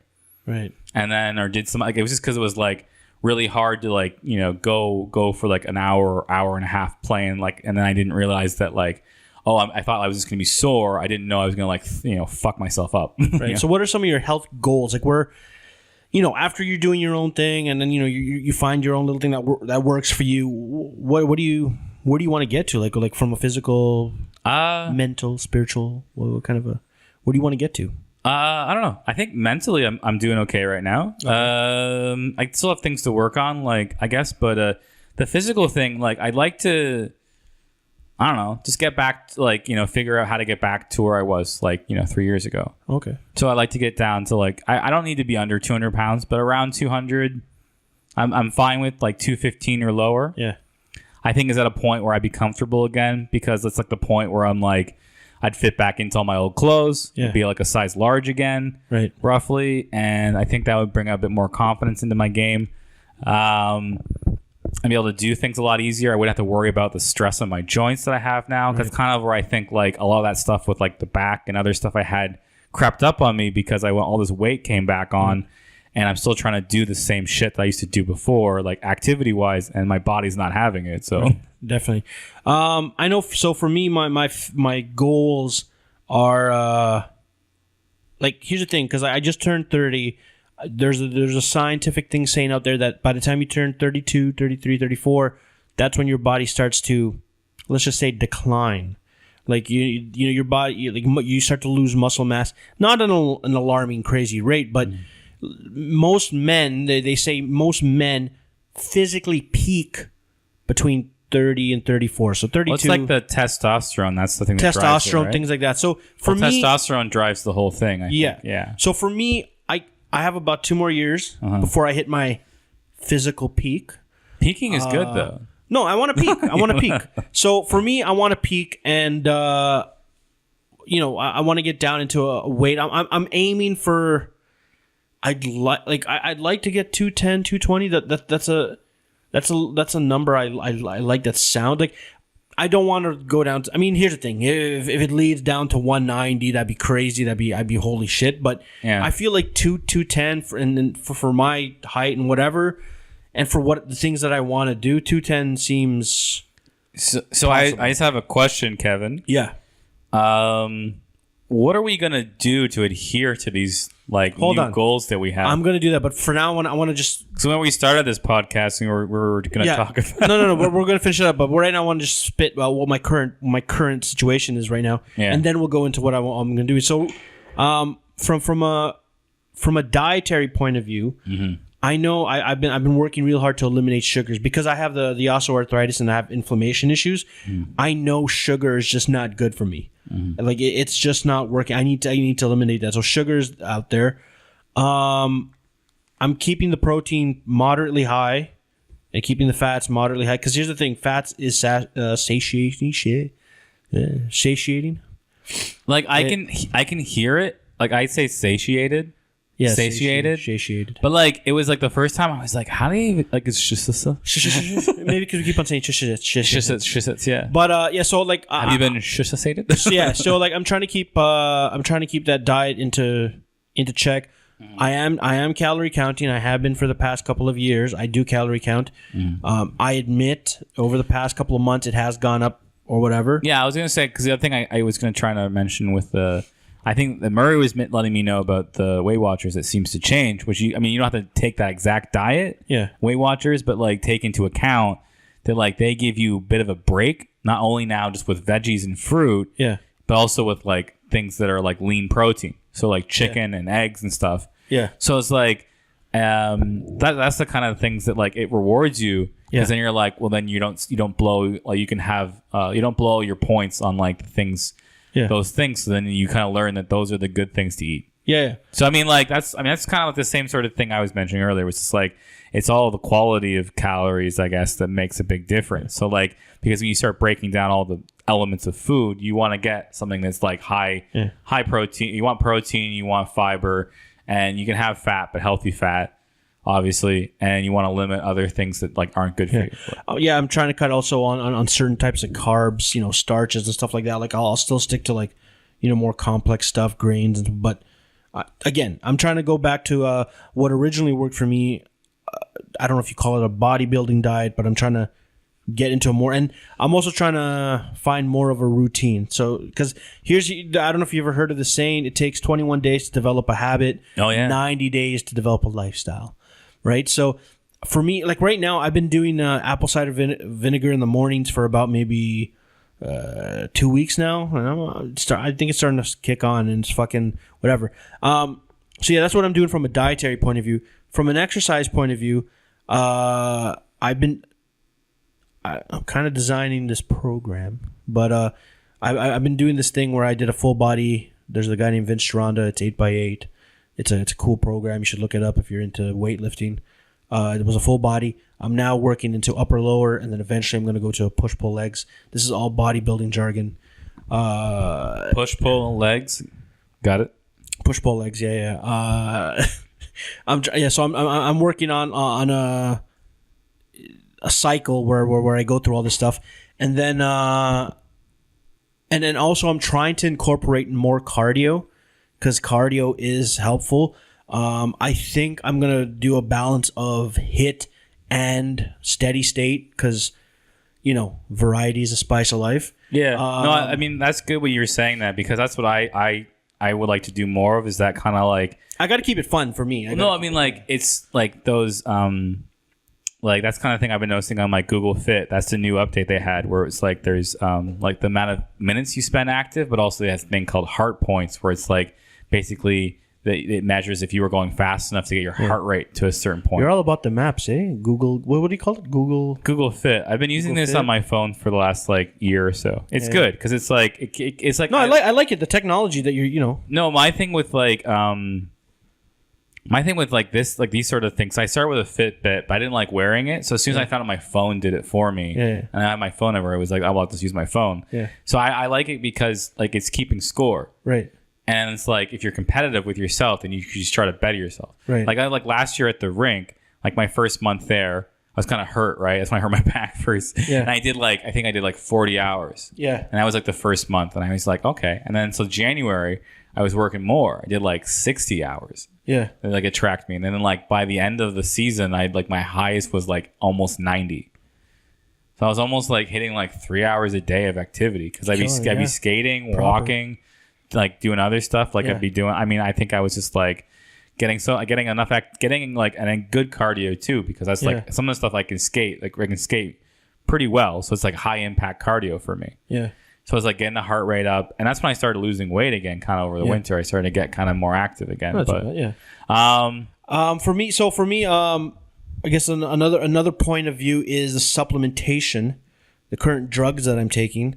I take fish oils. Mm-hmm. That's good for your joints and health and brain and all that shit. And I take multivitamins only because when you go a little bit low carb and you're cutting a couple of things out, I just don't want to be missing. So multivitamins don't hurt. I take multivitamins. Well, it's good too, like to fill in any vitamins. That's the thing, right? So I take. Well, it's like because some people don't get like there's like certain foods that only have certain vitamins. Yeah. So like if you don't eat like certain like there's like a couple of things that have potassium, a lot of them. Yeah, like I don't do bananas. So you don't do bananas and you don't do was there some other one that has a lot of potassium? Yeah. It's like artichokes, something like that. Yeah. So like if you don't do those sort of things, then there's only certain ones that have it. So it's good to have those. Yeah.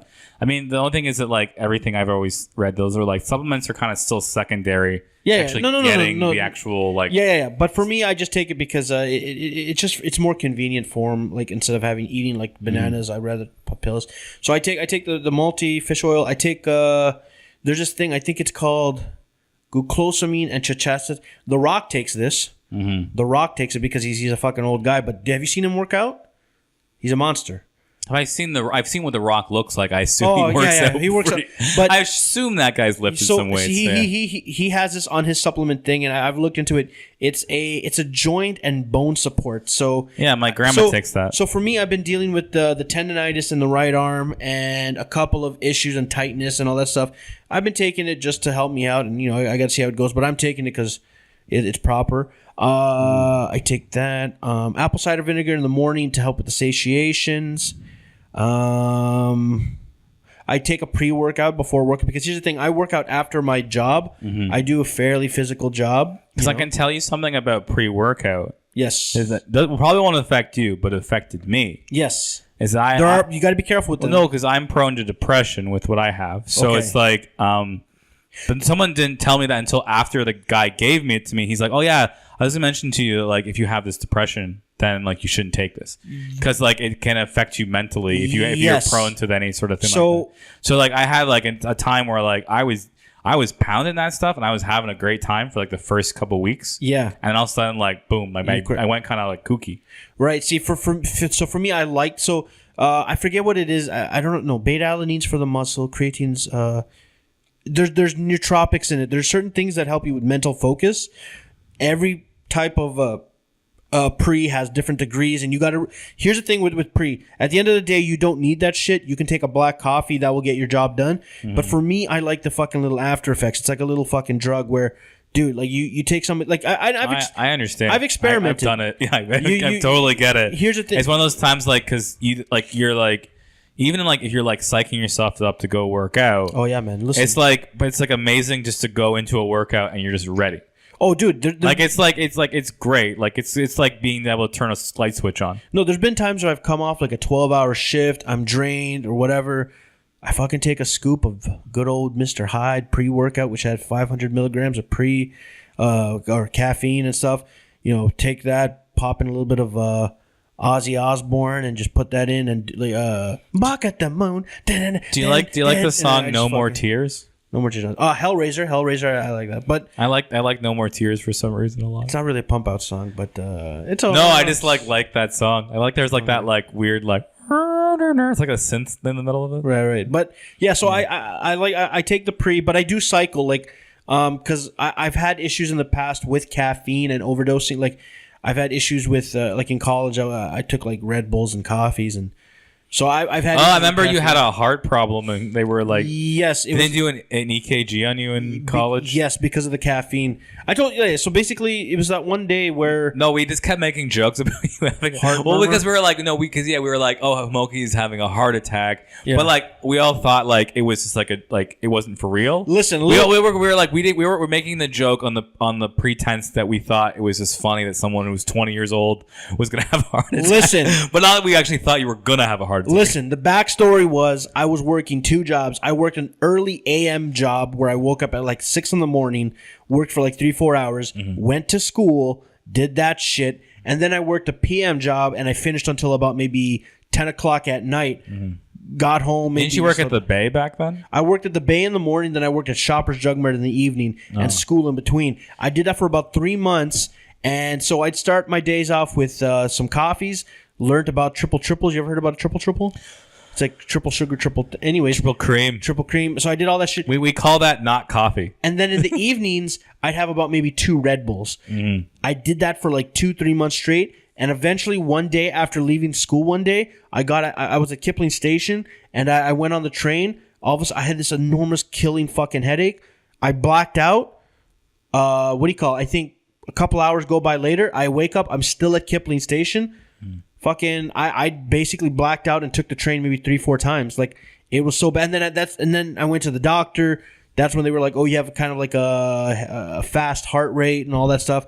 And I told them, "Yeah, I'm kind of killing it on the caffeine." They're like, "Okay, you gotta cut that shit." And I went cold turkey for 4 years, and I started working security, and then caffeine came back, and now I'm at a healthy dosage of caffeine.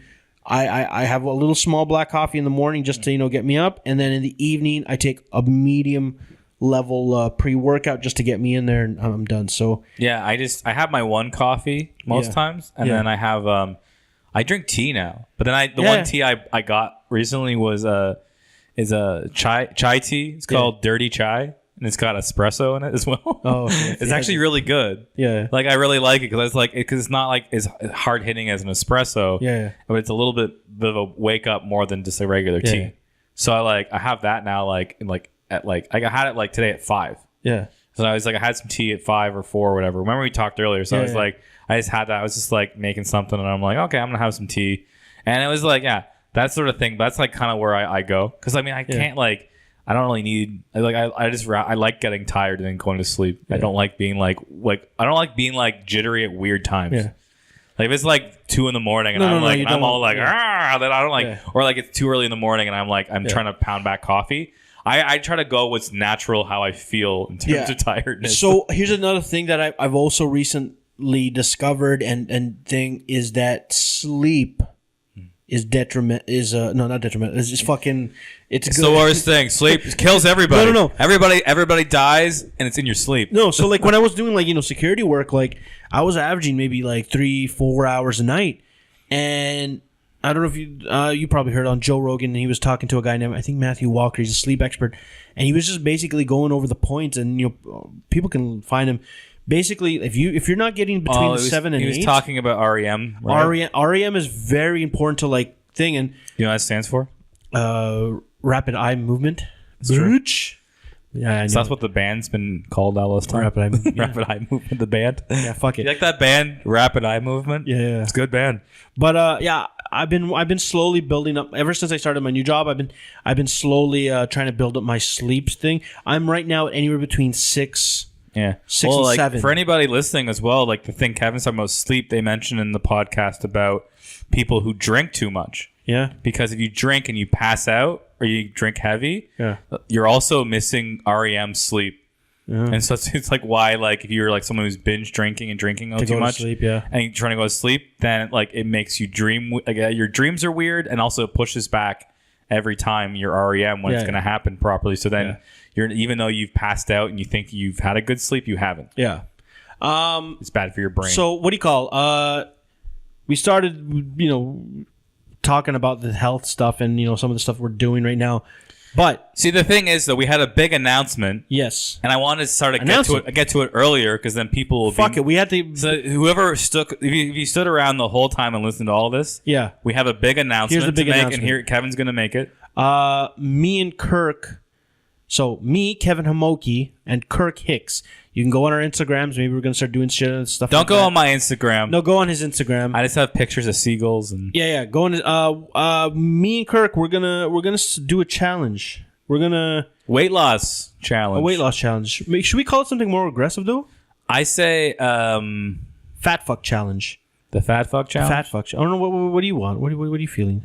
What do you want? Something more PC? Public shaming 2018. Public shaming? Yeah.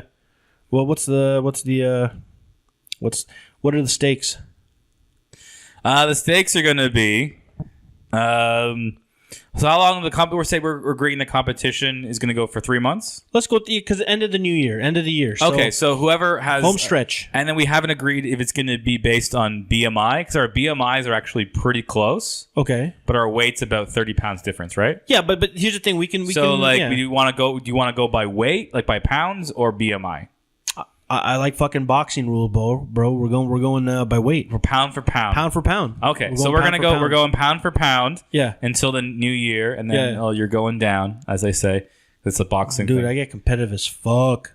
It's great. Listen. So do I. You know I experiment with shit. I'm gonna experiment with some harsh shit. I don't care if I'm drinking 5 fucking pre-workouts and then working out. Like, you know, listen. But you gotta realize. Pass out at the fucking gym. Well, as we've mentioned before, I think you're the hare and I'm the tortoise. Maybe I'll burn out. Maybe, but You'll burn out, but you'll be glorious doing it. I'll be glorious. Yeah. I don't know. So we'll see. We'll see. You're like, hey, I just removed like a big hole in my stomach. You're like, an hour away. Like, oh no, I'm dying. Listen. We'll work on parameters. Like so we're gonna have a weigh-in every other week. That coincides with the other podcast, the helpline. So we'll give updates then, and we'll probably do some sort of other status stuff. Yeah. So let us know. Who do you think's gonna win? Are you team Kevin? Are you team me? Obviously. Yeah. Team Kirk. Do you guys have any fitness advice or anything like well wishes would be nice? Or if you want to join it, like here's the thing: if you want to throw your hat in the race and you want to fucking challenge us, send us your stats. Let you're not going know. to directly challenge us. You can like play along at home. that kind of thing. Yeah. The main event is me versus Hamoki. Yeah. I'm going to take. So here's what we're gonna do. We'll go on our Instagram or whatever, or we'll let you know of our starting weight, and throughout the weeks we'll give you the progress, and at the end of that thing we'll give you a final number. The man who are we going to do a before and after picture? Yeah, I don't know if 3 months. You think we're really going to be different? I don't know. I mean, I might be. I don't know about you. Oh, maybe. You said you're competitive. I don't know. I don't believe you. I'm fucking taking. I'm gonna become. I'm going to my toilet. What's that thing when you starve yourself? Bulimia. I'm gonna get that shit. Well, bulimia is the best one probably because you throw up. I'm gonna develop that shit. So just for this event. Well, you can be anorexic, but I mean, you might as well be bulimic because then you can still at least enjoy some food. Yeah, I feel like you'd be a better bulimic. Bulimic's the one where you throw up, right? Yeah. Oh well, you know I'm pretty good at throwing up. So I know you're good at throwing up.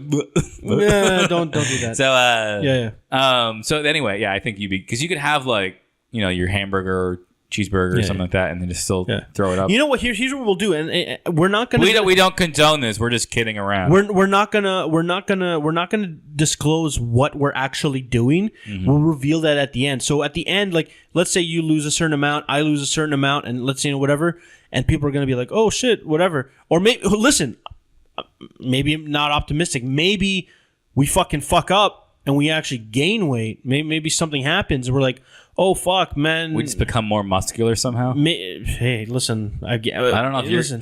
Maybe. But maybe something goes wrong. But what we're gonna do is at the end of it, we're gonna reveal what we did, and I don't know. But we're gonna give a number amount every other week, though. Yeah, so we're still gonna let people know what we weigh in between. Yeah. But then we're gonna like for our own benefits, we're gonna keep what we're doing like hidden. Yeah. So I guess like Kevin can do whatever he wants, but he doesn't have to like disclose what he's doing. Even though it sounds like he's gonna do some messed up shit. Oh, maybe I'll do some messed up shit. You know me. And I'm gonna play it fair. I'm gonna play it hard. I'm gonna go out there and give it 110%. And if any of you have any crazy things you think I should try that works for you, like maybe drinking butter coffee or kefir or camel piss, and if it works for you, and you can send me the proof, and you can. Here's the thing. I'll try crazy things, but I need to make sure that it's scientifically backed. And you got to show me that science.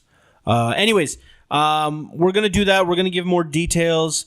We're coming near to the end. I just turned 30. Let's start this fucking thing and see where it goes.